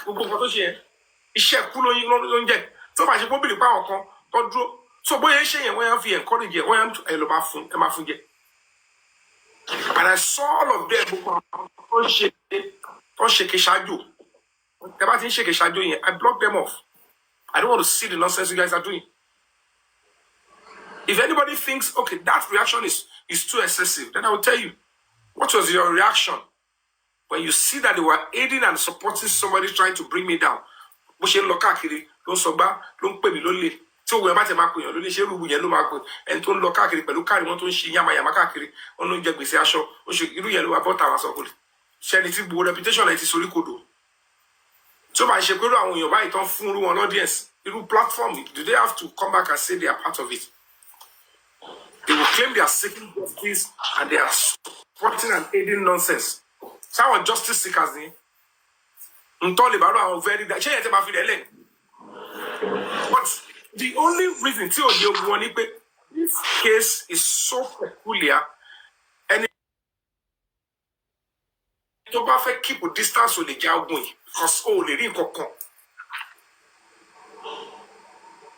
lady, after you have all the full resources elsewhere.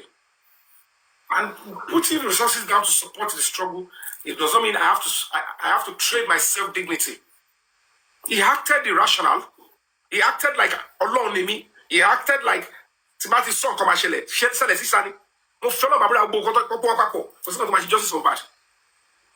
I concur and I focus on that because if you present yourself for a good cause, it's enough for me to respect you. But if you acted in this way, it shows that, number one, you lack some level of sanctity and self-respect. You are a phone call away. Even kiss sorrow. Even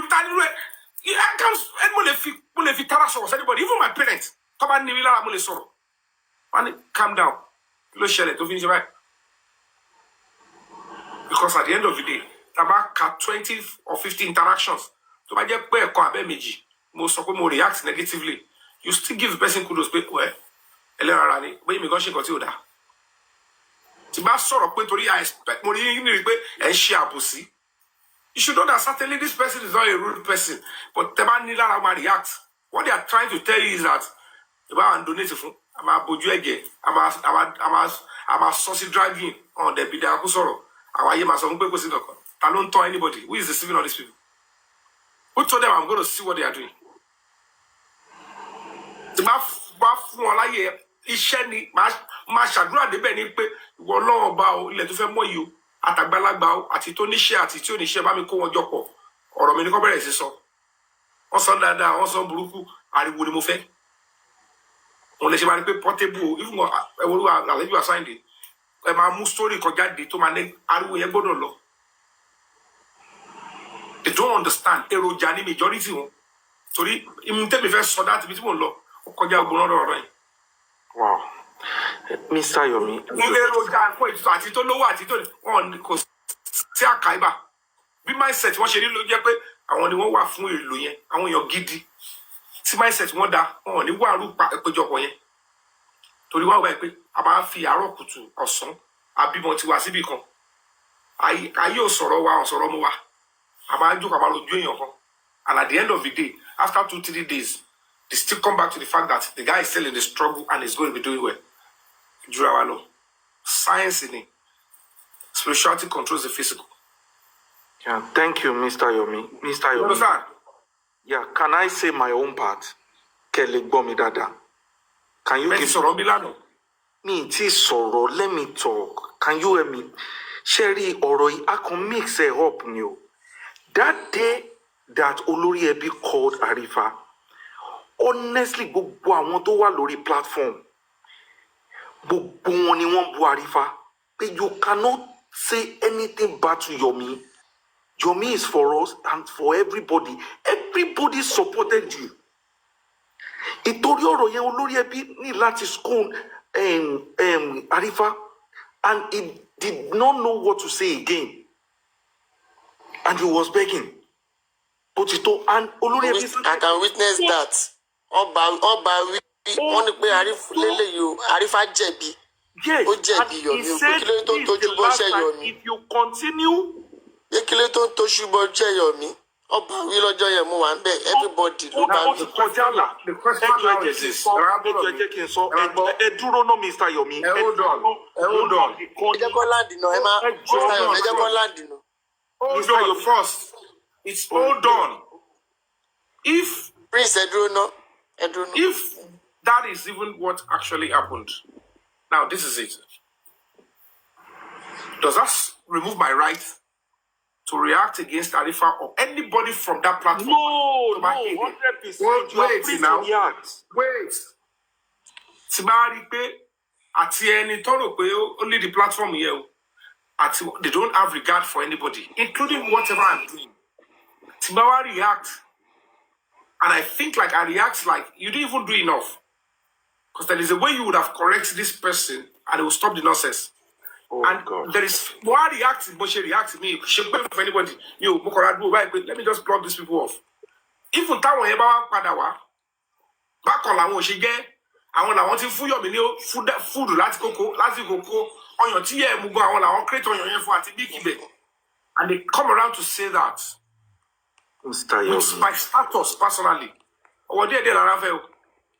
Yomi. Honestly. Let me be honest with you. Hold on. And it will go out for me like that. Want to achieve two things. This set up with one thing. Timbashe, me need to consult here. I will destroy him and people will go away from him. He failed. The moment he did that, it ceased to be relevant in my face again. And the FS should be alone. And you all are going to be encouraging that nonsense. Because on a very good day, naturally, with me reacting that way, and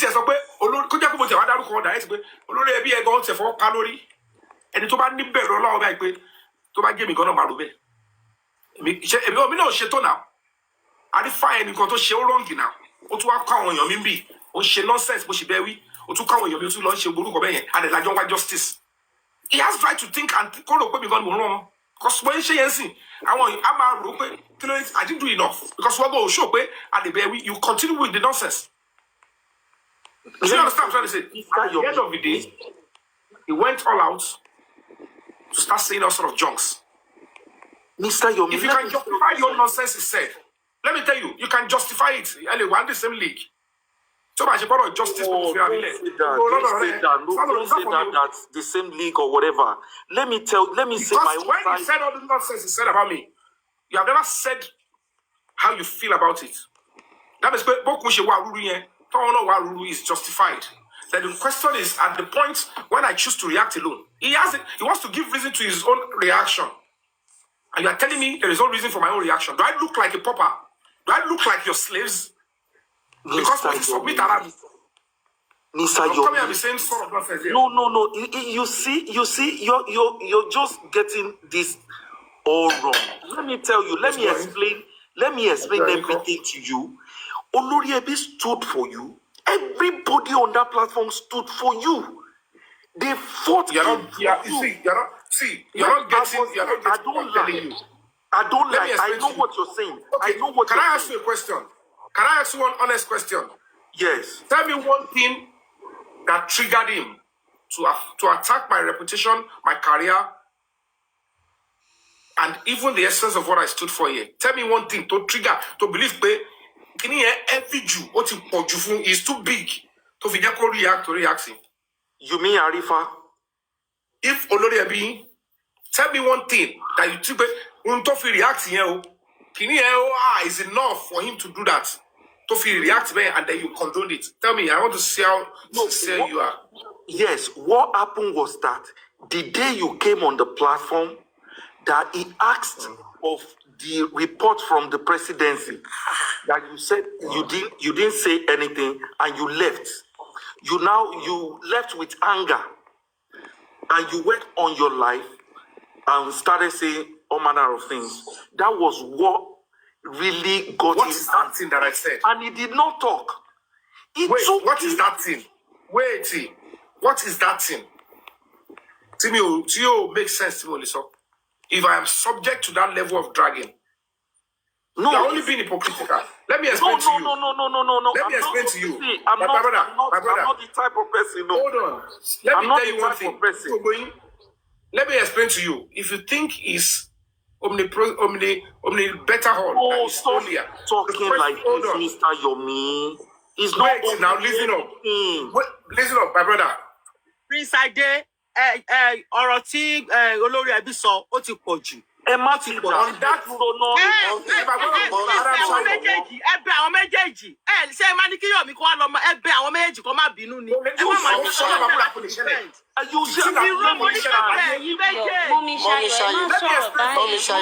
má sọ̀rọ̀ báyìí. Ẹ jẹ́ kí everything calm. Àwọn méjèèjì ní ká ẹ̀bẹ̀, àwọn méjèèjì nínú bí. Àwọn méjèèjì ní ká ẹ̀bẹ̀. Àwọn náà là ń bẹ̀ yìí náà. Wọ́n ṣe bí Mr. Yomi là ń bẹ̀ yìí. Oloriebi ò bínú torí ara wọn. But it was actually angry because of the fan. Yes, sir. Can you people hold on? Can you allow me and Mr. Yomi? Listen, am I going me? Between you and I, I felt like cable senior. If I come out, mi ò ṣe servant àbí òṣìṣẹ́ Oloriebi. Gbogbo nǹkan mo fọlọ́ bá búra lọ́wọ́ yìí o, mi lè sọ láò. Kó fi kún, kó lọ jímọ́, kó lu jìbìtì ẹ̀. Tó bá sọ̀rọ̀ pé òkìkí kò ní àsúnmọ́ra wa. And if I stoop low and I come on his platform and he asks me, if I come out and say, I have walked to this level and the presidency have given audience, I expect any noble person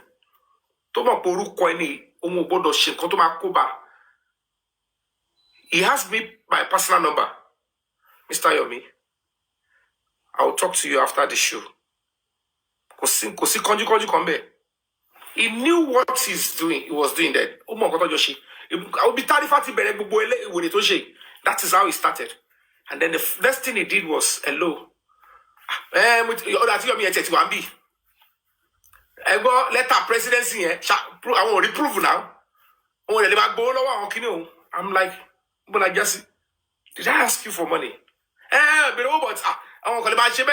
You saw what he did that day, but yourself refused to speak the truth. No. I'm addressing. I'm speaking to you. Wait, my brother. To you personally. And when that happened, you might be worshiping whoever you want to worship. Don't get it twisted. The way you he's made efforts to raise funds like every other platform, every other individuals. Our individuals touch you platform in law. Rubbish me. And the way he did it that day, you and I know that too much interest in the struggle with that is betrayal on a very good day. To get it to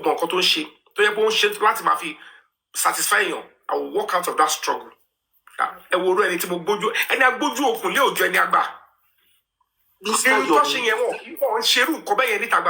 when he did that, he knew the consequence, because for him to openly criticize me that way, I want to come yami pere.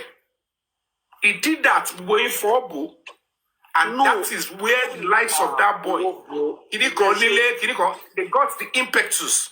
Now, not that he personally, after he did that, hold on, Kiwa personally show me, Kim Fibinu Soro, October Jubelo, Chebayon, the more block it out of Yeferayai.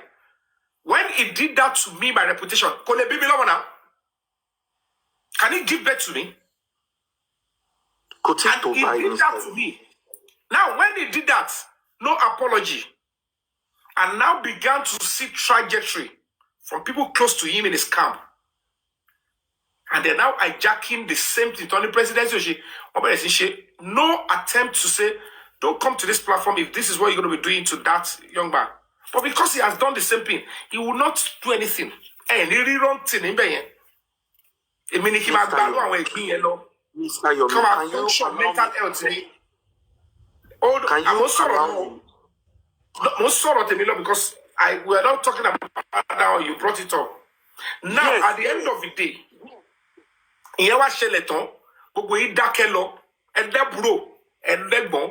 you all want to see the face of God. And there will be a conspiracy of silence here. It will place you guys in a better way. Do you care about how I feel? Reaction on me, lewa musowo. Afito ba je pe jote ti ri ori Yomi. Afito ba je pe jote ti ri o, àwọn èyàn tí ṣe nǹkan tó múnú bí yín, te de react tẹni tó ṣe nǹkan yẹn fún yín tó de wá pé èmi ni mo to ẹni tó de humble are, tó ní má bínú èmi ni wa má worry, má bínú. I'm so sorry the way I talk to you. But in tema mus go on into that ti ẹni tí ṣe ń bá jà. Then that fún pé okay, bá ṣe share yẹn, ta share mokumoku. Rubbish yẹn tó bá lọ react àwọn la tó fi àwọn tó bá bẹ lórúkọ jẹ orúkọ àwọn ara yín àtàwọn ọmọ yín lè fẹ́ borúkọ ẹ jẹ tó fọlọ bá búra kọ ní kò lára yìí. Now at the end of the day, listen up tí bá ti dárúkọ ọmọ yín o ọmọ everybody lójọ́ mọ́. I am saying at the end of the day, you all clamor, you are all painting ó lọ react ta ló máa nà tára ò níta. Yomi is talking. Ìkà èèyàn ló máa ń nó èèyàn. Tó bá ní tí bá ti nù ẹ́ ò gbọ́dọ̀ tara. Ẹrú ló máa ń nà tó bá ní kò gbọ́dọ̀ kí. Yomi, you have said enough. That's okay. This man keeps coming to do that. They don't speak the truth. Mi táwọn ti wá. Wọ́n máa pọ̀ tí ilé kan. Wọ́n á sílẹ̀ yẹn. Baba Yomi, now, I know you very well. I'm after peace. Yomi, the same thing. Let me tell you something. I'm not the type. Let me talk. Calm down. Calm down. I'm not the type, and I'm not the same thing. Let us go and address it. The same thing. Wait, you have what you said now. Allow me to talk. You know why I will not allow him? You know why? I wasn't there. The moment he said, Moni, very simple, honest question. Moni, what have I done to actually equate that kind of reaction? What this man said is, anybody important. But she lo react in the page here, so oríṣiríṣi. Why are you thinking for me? Why are you doing this? What happened 2 days ago, Mr. Yomi? Yomi, don't flog this issue more, please. Let me tell you something. Thinking for people is not. You should not go at this extent with Olori Eji. Immediately, I have asked you a very salient question. Hold on. I asked you a very salient question. Wait, Mr. Yomi, can I say something? Immediately you left, he said a statement. He said, gbogbo yin, ẹ̀yin doubting Thomas. Tẹ́ fẹ́ máa doubt Yomi. Ìtorí yín ni mo fi ń bèrè kíní o. Kò ṣe pé mi doubt Yomi. Yomi is working o. But ìtorí yín ni mo fi ń bèrè kíní o. My brother. And let me tell you something. My brother. Let me tell you something. All this time, so Yomi has never behaved like he's sending you on errands. Prince Ade, it's okay, please. You are a man. Yomi, you are free to do whatever you are doing. We are just helping in regards of justice. We never call you to send you any errand. Prince, and he has never behaved otherwise. Wait, when he did what he did, hold on. When he did that thing with the presidency stuff, in your honesty, did he make an apology? To like a very dark man, lower to the page, you to be requested to react. He didn't apologize. Will he not react wherever he is? Even Berekete, when somebody asks him a question that triggers him, he reacted.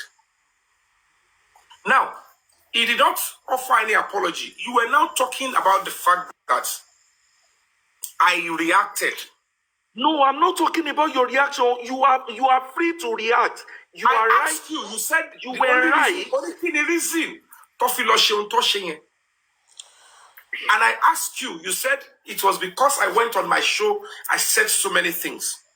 Like what? That I don't expect people like that to even treat me that way. Because he said you were abusing him and he did not. He was fighting for you. Let me explain something. Please, this is okay. That's okay. Don't let us flog this. I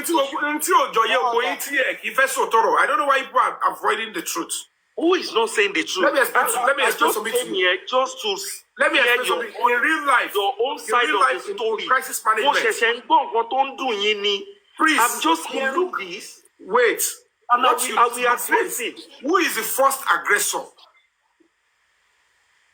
Who is the first aggressor? Mr. Yomi, Prince to watch sorrow. Prince him sorrow based on what happened 2 days ago. Not even what happened the other day about the president, whatever. I did not even know everything that has happened in the past. Who is the first aggressor?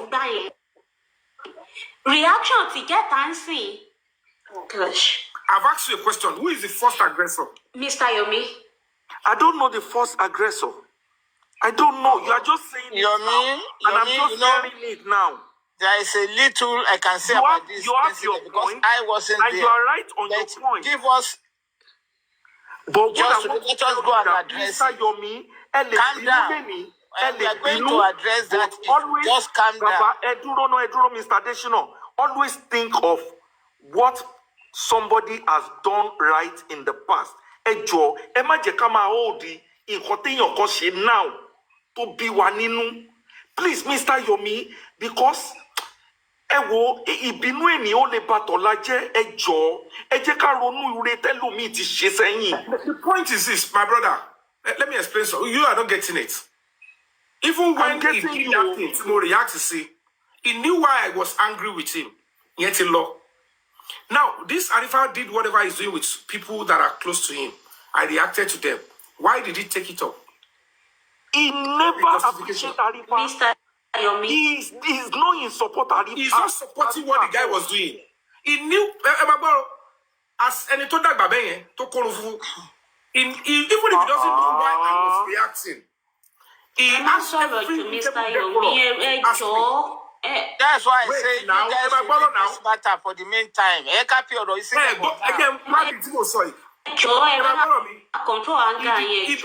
didn't go for him. He knew he triggered it. He knew I have right to be pained, that he doesn't even trust me. And he rubbished me publicly. Ìyẹn ju èébú lọ. Now, ìyẹn ti kúrò ńbẹ̀. Ohun tí boy ń ṣe, tó bá jẹ́ pé on a good day, ní táwọn èèyàn fi lè pààyàn dànù ní pé mi ìfẹ́ mọ ohun tó ń ṣe, èṣù burúkú ni ẹ́. Now, wá ṣe pẹ̀lú in conjunction with some people. He doesn't know why I reacted to those one. He didn't call me to ask me. Mi ń ṣerú, mi ń ṣọmọṣẹ́ nìyí, mi ò ṣiṣẹ́ lábẹ́. You didn't call me and say, Mr. Yomi, let's put whatever happened between me and you. But bye. He failed to do that. Now, tell me, ibi tó ti gbà kọ́ ni. Tó bá jẹ́ pé mo tiẹ̀ wá rúdù sáwọn yẹn. If he didn't ask them, and he didn't ask me, and he came out to react that way, all he wants to do is thinking he would destroy me. And if that is what he's trying to do, plain black, no, he I'm can telling never you, destroy you. He's not always standing on destruction. He can never destroy you. But please calm down. Calm down for now. Do you know what? Please. This matter is for now. Yes. We all know that they know this so much to Mr. For now. Let us go and address it on Mr. Yomi. And can I say my final word? Now come back to your Wait. Try not to control one guy. Please. Can you calm down?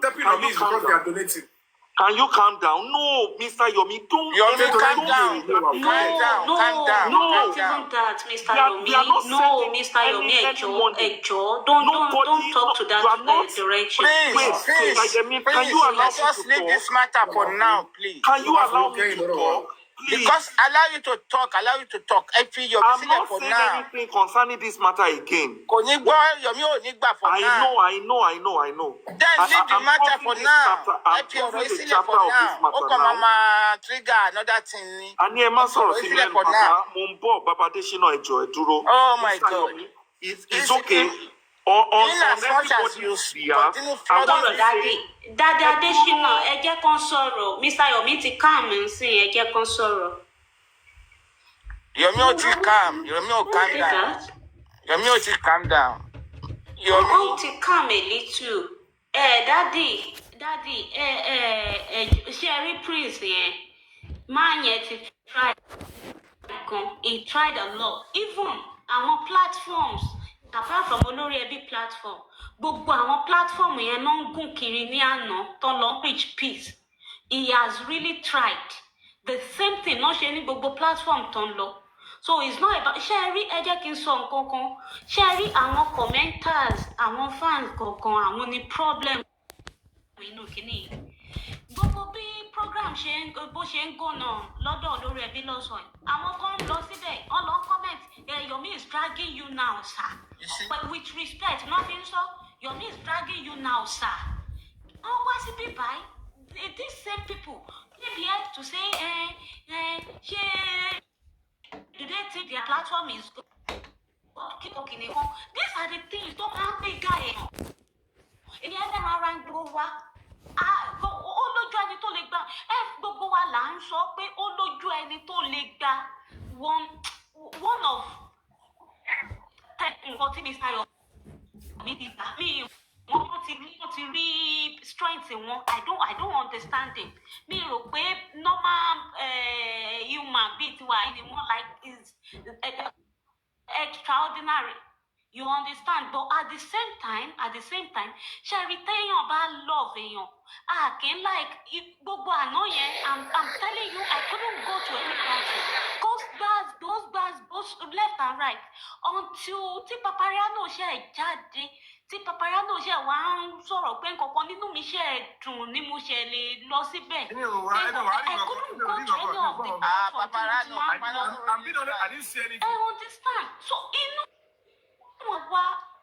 inú àwa táwa jẹ́ fans yìí, táwa jẹ́ followers yìí, inú wa ò kí tó ti gbogbo nǹkan báyìí bá ń ṣẹlẹ̀. And this is what this prince has been doing.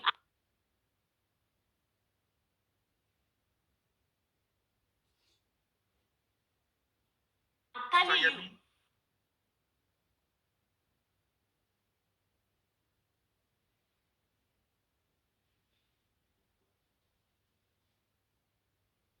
On you and speech on you I know.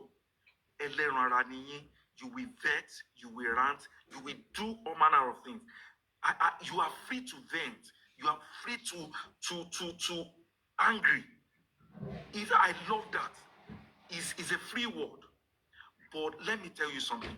Tẹ́ bá ti bínú tán, ẹ jẹ́ kí àǹgá yẹn tán síbẹ̀. Ẹ má jẹ́ kó má ba genuine relationship and very honourable relationship jẹ́. Ẹ jọ̀ọ́, I beg you. Comment section yẹn, ẹ ti rí Tóyìn yẹn. Wèrè, alábòsí, máa rìn kiri, onírò fún, akọ ajá. Prince Ade, let us talk this. Ẹ jẹ́ ká fi ọ̀rọ̀ yìí sílẹ̀ for now. Ẹ jẹ́ ká lọ sórí platform lórí kájọ address issue. Àwọn instigator. Can you allow me to talk? Ẹ jọ̀ọ́ now. Okay, ẹni tó ń bá sọ̀rọ̀ yìí, ó yìí insist, ó ṣe ẹ dúró kò ń ṣèyìn ni Mr. Yomi now, please. Dájú ó ti farabalẹ̀ sí ẹ jẹ́ kó gbọ́. Mr. Yomi, we love you, we support you, we support what you're doing. Ẹ jọ̀ọ́, ìbínú ti tó. Ẹ gbà fọ́lọ́run, ẹ jọ̀ọ́. I will speak to Olórí Ẹbí, and I want this thing to go down and bury. Don't let our enemy be smiling and laugh at us. Ẹ jọ̀ọ́, ẹ jẹ́ kí Ọlọ́run kó reign nínú wa. You have done well, and you are still doing well. We supported you with love, and we are still supporting you. A máa ṣẹra wa, kò sẹ́ni tó máa jọ̀rẹ̀. Ọ̀rẹ́ méjì àwọ̀ àwọn aṣẹra wọn, wọ́n á dẹ̀ parí ẹ̀ síbẹ̀. Ẹ jọ̀ọ́, ẹ jẹ́ ká respect ara wa, ká dẹ̀ má sọ̀rọ̀ burúkú síra wa mọ́. Ẹ jọ̀ọ́, I beg of you in the name of God. Thank you. This is the reason why I came. Ẹ jọ̀ọ́, ẹ jẹ́ kó tán síbẹ̀. I mean, that's okay. Calm down. Good night. Calm down, please. That's okay. Kò sọ́gbọ́n tá a fi ní ṣẹra wa, kò sọ́nà tá a fi ní kọlura wa. Àwọn commenters wọ̀nyẹn gangan, in fact, I don't understand why people are behaving like that. Oh, kí n fẹ́ kọ́rọ̀ parí. Please, ẹ ṣé gan. Thank you so much. I appreciate gbogbo nǹkan tẹ́ ń ṣe. Ṣé ẹ ráwọn commenters yẹn? Eléyìí tán pọ̀ jù. Ìtàn dálẹ̀ ló pọ̀ jù. Do it. And mind you, there are people from other side though. I instigate fight níbí báyìí ni o. They are not from here o. Àwọn tí ń bàbá, àwọn tí ń Wùnmí ló wá ń ṣiṣẹ́ burúkú yẹn o. Yes. Ìyẹn lọ́dọ̀ Olórí Ẹbí lọ́sàn-án with respect náà fi ń sọ. Yomi is dragging you now, sir. Olórí Ẹbí náà ó ti trigger wọn pé Yomi, just calm down, please. Calm down, please. Àwọn èèyàn ló wá padà wá tán ní Mr. Yomi ò drag yín o. Olórí Ẹbí ò ń ṣe èèyàn pálapàla bẹ́ẹ̀ yẹn. Olórí Ẹbí ò ń ṣe èèyàn pálapàla. Àwọn tó kọ̀ mí tàbí wọ́n máa ń sọ gbọ́. Ẹ káàárọ̀ ṣe rí ẹ káàárọ̀ yẹn bí ṣe yẹ sọ̀rọ̀ ṣe rí ó yẹ ká ti get used to this system. Wọ́n máa instigate ṣe rí wọ́n ti list here already and àwọn yẹn dẹ̀ allow kíní kó ṣẹlẹ̀. Why tẹ́ pé gbogbo platform wa lò against Yomi nígbà tá a ti dé PK they listed all the platforms to blow against this justice for one and pull one down. One more ṣe now. And the view and ẹjẹ ní sùrùsà àwọn ojú oorun gan mo ti gbélé àwọn èèyàn wo the team was sensitive enough can realize pé this is their plan. Wọ́n dẹ̀ ń rí ṣe àwọn èèyàn dẹ̀ ṣe support pé kíjà máa ṣẹlẹ̀ kíjà máa dẹ̀ ìwọ̀n nǹkan tó fa ìjà is something like àwọn èèyàn lè calm down but it's part of their game. And they get a game we go watch favorable for them. Guys, the only reason why they will succeed with that is because if the crowd don't party with justice, if they are also like minds in such things they do, they will have and they will entertain themselves. The only people that will practically need are people that are genuinely seeking justice that know that at this sensitive period, they have to pick a choice. And exactly. This is what I want to do. Now, apart from you, Talon to share. On the extra platform, underground.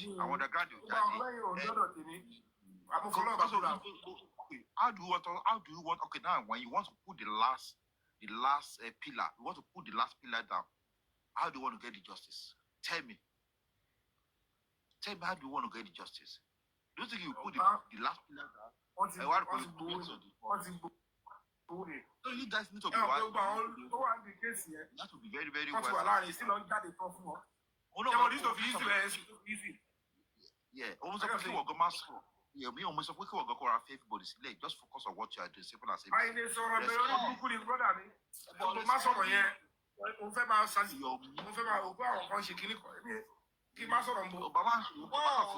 What he's trying to say is that for you to keep calm, Mosola no money can show ajá tó bá ń gbólé lọ sọ́kù. Leave them for now. Continue with your good job by replying them. Is a cumulative and disgusting act. Conscience, I don't look for people that want to talk. I want to see people that have conscience and they have some semblance of honesty and accountability in their mannerism. I want them who are interested. You know, come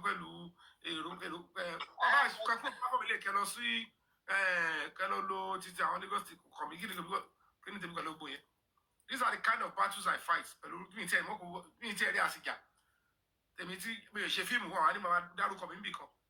Tí n bá dárúkọ actor méjì mẹ́ta tó ti fẹ́ ya fíìmù pa dárúkọ ẹ̀ àwọn àgbàlagbà ojú men and women ọmọ àjòkọ ọmọ àròjọ mi kò ní máa dùn mọ́ mi inú èmi tí mo máa gbádùn tí mo máa dóòbò gidi èmi ò ráyè àṣàjà lókì mo ń ṣe justice tó mo dẹ̀ fún àmọ́ gbádùn ara mi. ọmọ àgbà níwọ náà and you should know àwọn people yóò dúró they are all running. Àwọn làṣàṣímú kò ṣe mí èmi ń bá tèmi lọ. So if you understand all this, when people are calming you down, you should know that. Àní mò ń kàmù nítorí sọ ni pé téèyàn bá ti gbàgbé wá fún mi tó bá ti wá pẹ̀lú òótọ́ kò balance òótọ́ ẹ pé it shouldn't be this way first and this one let's fight but téèyàn kan máa bí lè pé because they are weaponizing donation ẹni tó bá ti ṣerú yẹn kò ní integrity because ohun tẹ́ ń ṣe is voluntary and it's for everybody to enjoy it together to benefit from. Clear to mama, we learn that from. It is still one trigger olórí ẹbí ni I know one trigger olórí ẹbí ni for him to hurt in such a way. How many times did he trigger? Ìjọ kan la wà ń bí báyìí. Ọfọsì kì í búra. Wọ́n mọ̀ pé platform tó support Mr. Yomi jù náà nìyẹn. Yes, on lọ sáwọn platforms tó mọ̀ pé they are your supporters. Ibẹ̀ ni target wọn. Target wọn gbogbo nìyẹn láti lọ dábẹ. Ṣé àwọn yẹn lọ́nà ní kí wọ́n lọ sí Àbújá kọ́ni pẹ̀lú àwọn underground kọ́ máa pè kọ́ dáwó lẹ́yìn. They don't know what they are doing. Ṣé olórí ẹbí ni? But olórí ẹbí cannot be part of this. Olórí ẹbí cannot be part of it. Èmi tẹ́mi iṣẹ́ mọ́rọ̀ mi, èmi tẹ́mi kọ́ máa sọ. Òun ni pé whatever the case may be, mi ò lọ kò sí tí mo lọ tọ́ ní gbogbo wọn. Kò sí tí mo ní anything personal against wọn. Until I saw traces that I know that this is too much for me to bear, I cut the ties, which everybody should have respect that. Even if they want me to now reincide my decision, the approach shouldn't be because one more to buy down we should affect them mentally, they pull out fully. And when you we go there and address it. It was doing it as if because they are donating to me. Continue any one of them react.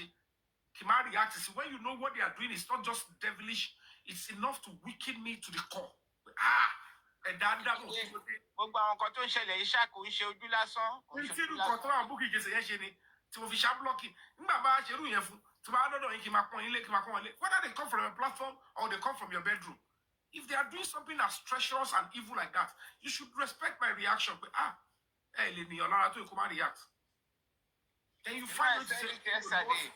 You have been accepting it, but honestly nǹkan tẹ́ everybody ń sọ lórí platform yẹn náà lánàá nìyẹn pé at least the fire is just too much pé whatever yes. Reaction to coming from you pé I understand it even after everything wọ́n padà calm down nígbà táwọn èèyàn bẹ̀rẹ̀ even àwọn fans wọn tó ń jà fún he was not even fighting for himself now but wọ́n ní pé àwọn fans wọn pé the way bẹ́ẹ̀ ṣe ń sọ̀rọ̀ sí everybody tẹ́ ṣe ń ṣe kinní kan so àwọn yẹn náà ló tún wá sókè àwọn yẹn náà ló tún wá sókè tó ń sọ fún lórí ẹbí pé ṣé àwọn fans mi lọ sọ̀rọ̀ sáwọn.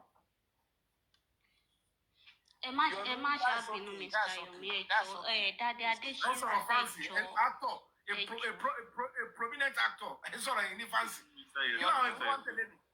Yomi, that's okay. Ó ti wà okay, Mr. Yomi, ó ti wà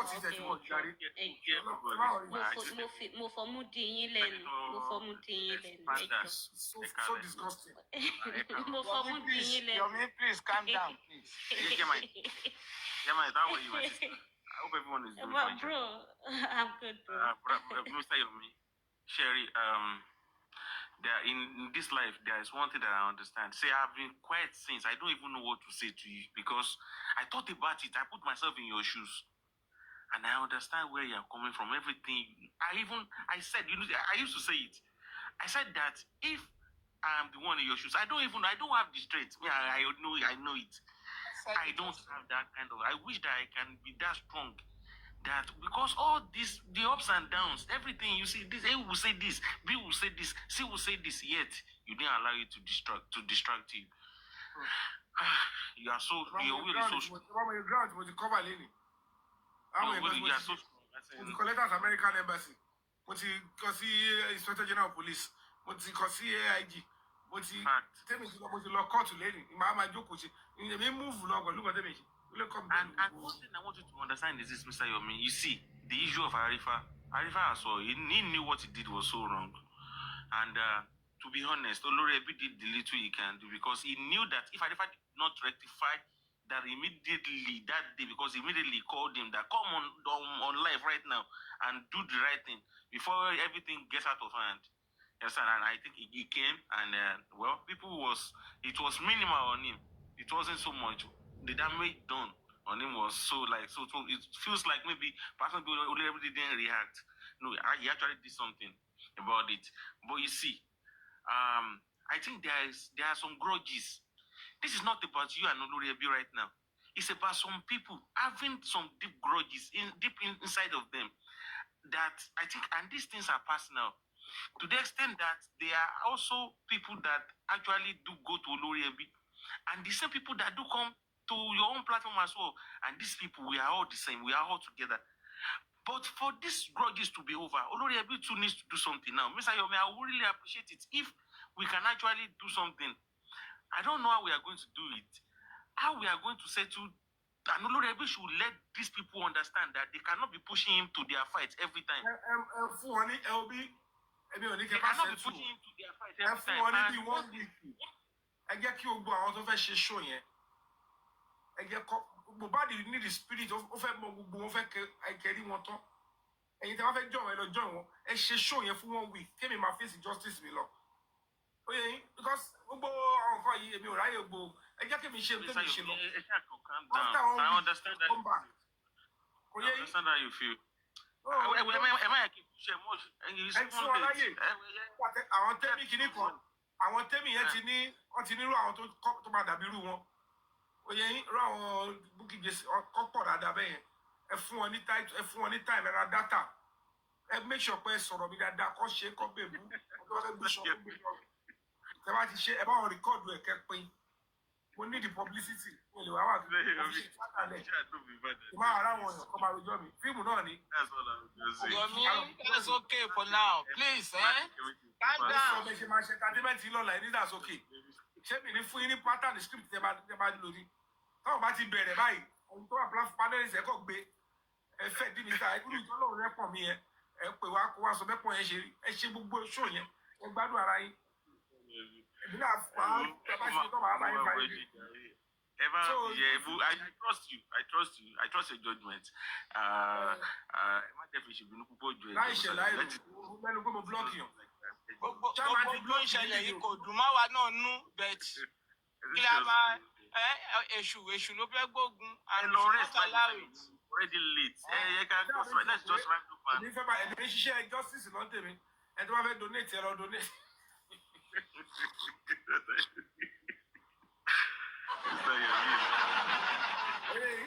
Ẹ bá ti ṣe gbogbo nǹkan tó fẹ́ ṣe ní platform tẹ bá ti ṣe tán. Ẹ ṣàròtí àti donate. Yomi, please just calm down. Everything ló máa wà settled. Ẹ gbọ́ ìdí mò ń sọ ni. Mo ní platform tó bá ti bú mi. Kò yẹ ẹ bá ti ṣe tán. Ẹ ṣàròtí àti donate sí. Wọ́n máa donate now. Wọ́n máa donate now. Wọ́n máa donate. Kẹ wá lo gbogbo 2-3 hours kẹ bú èbú tán. Bẹ́ẹ̀ sáré justice. Bẹ́ẹ̀ donate fún. Wọ́n yóò jẹ́ pé donation ló máa fún wa ní justice. Ẹ bá bú èmi. Owó la máa lo. Ìwọ owó la máa lò fún ẹ̀. A sì fẹ́ wá bá ṣe máa arrest àwọn suspect tó kù. So I need a lot of things. So ẹnjọ́ torí ọlọ́run ẹ bá wà forí ẹ kọ́ bá sọ fún ẹ ti wá bu ẹ ti bu tọ́ báyìí. Èyí tó bá kù ní tó bá wá justice. Ẹ ṣe kí ni kẹ náwó sí. Èmi ò ní ní gbogbo tó ṣe. Ṣáà calm down for now. A máa gbé sí gbogbo ẹ̀ gbogbo ẹ̀ máa wà okay. Ẹ try to rest there. It's like, right. you know. Let me end with this musical stuff, and we will be able to connect again tomorrow. Ọlọ́run á fún wa ṣe. Ọlọ́run á bá wa ṣe. Àmín o.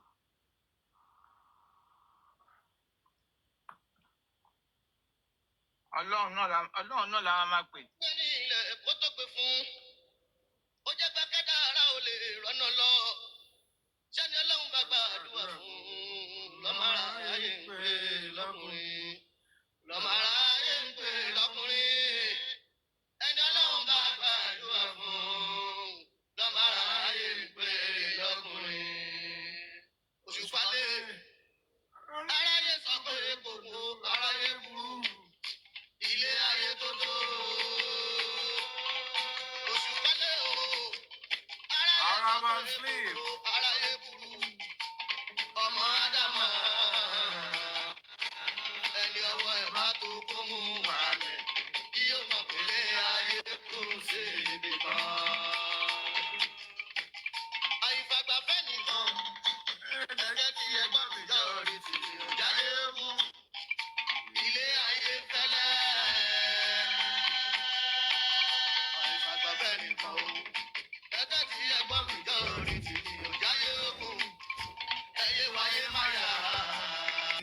With every honesty and prayer and powers, to understand that we need to get to the promised land together. If we share Moses, Emi, we really want to.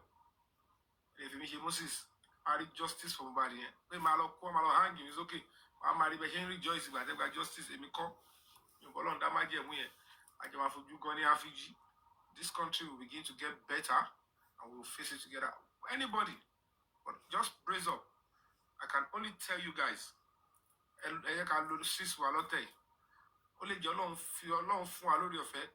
true picture and color of some people. Justice from bad. And when you see people at this critical moment,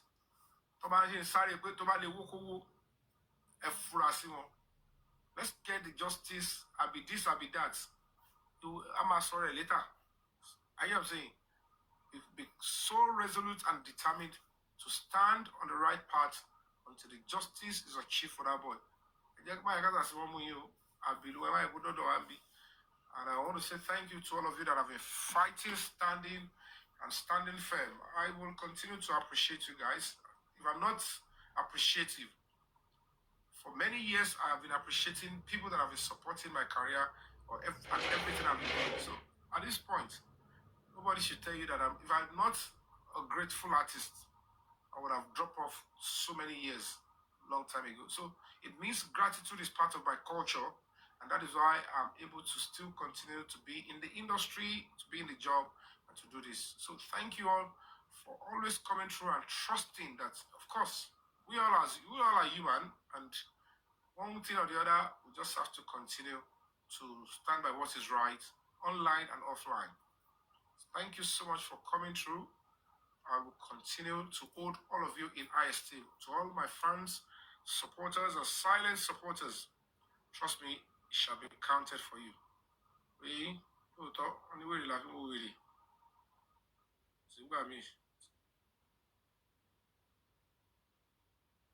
gotta what? You gotta keep working hard. Justice for Mohbad is on its way by the special grace of God. It is at God's appointed time that justice for Mohbad will come.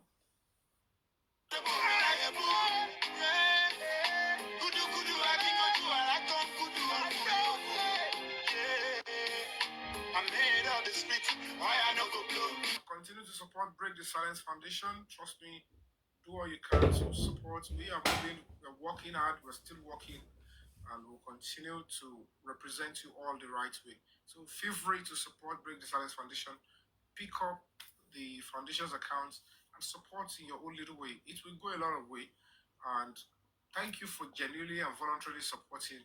And thank you for always standing by the organization. Thank you for doing everything that is possible to let's keep on with this job.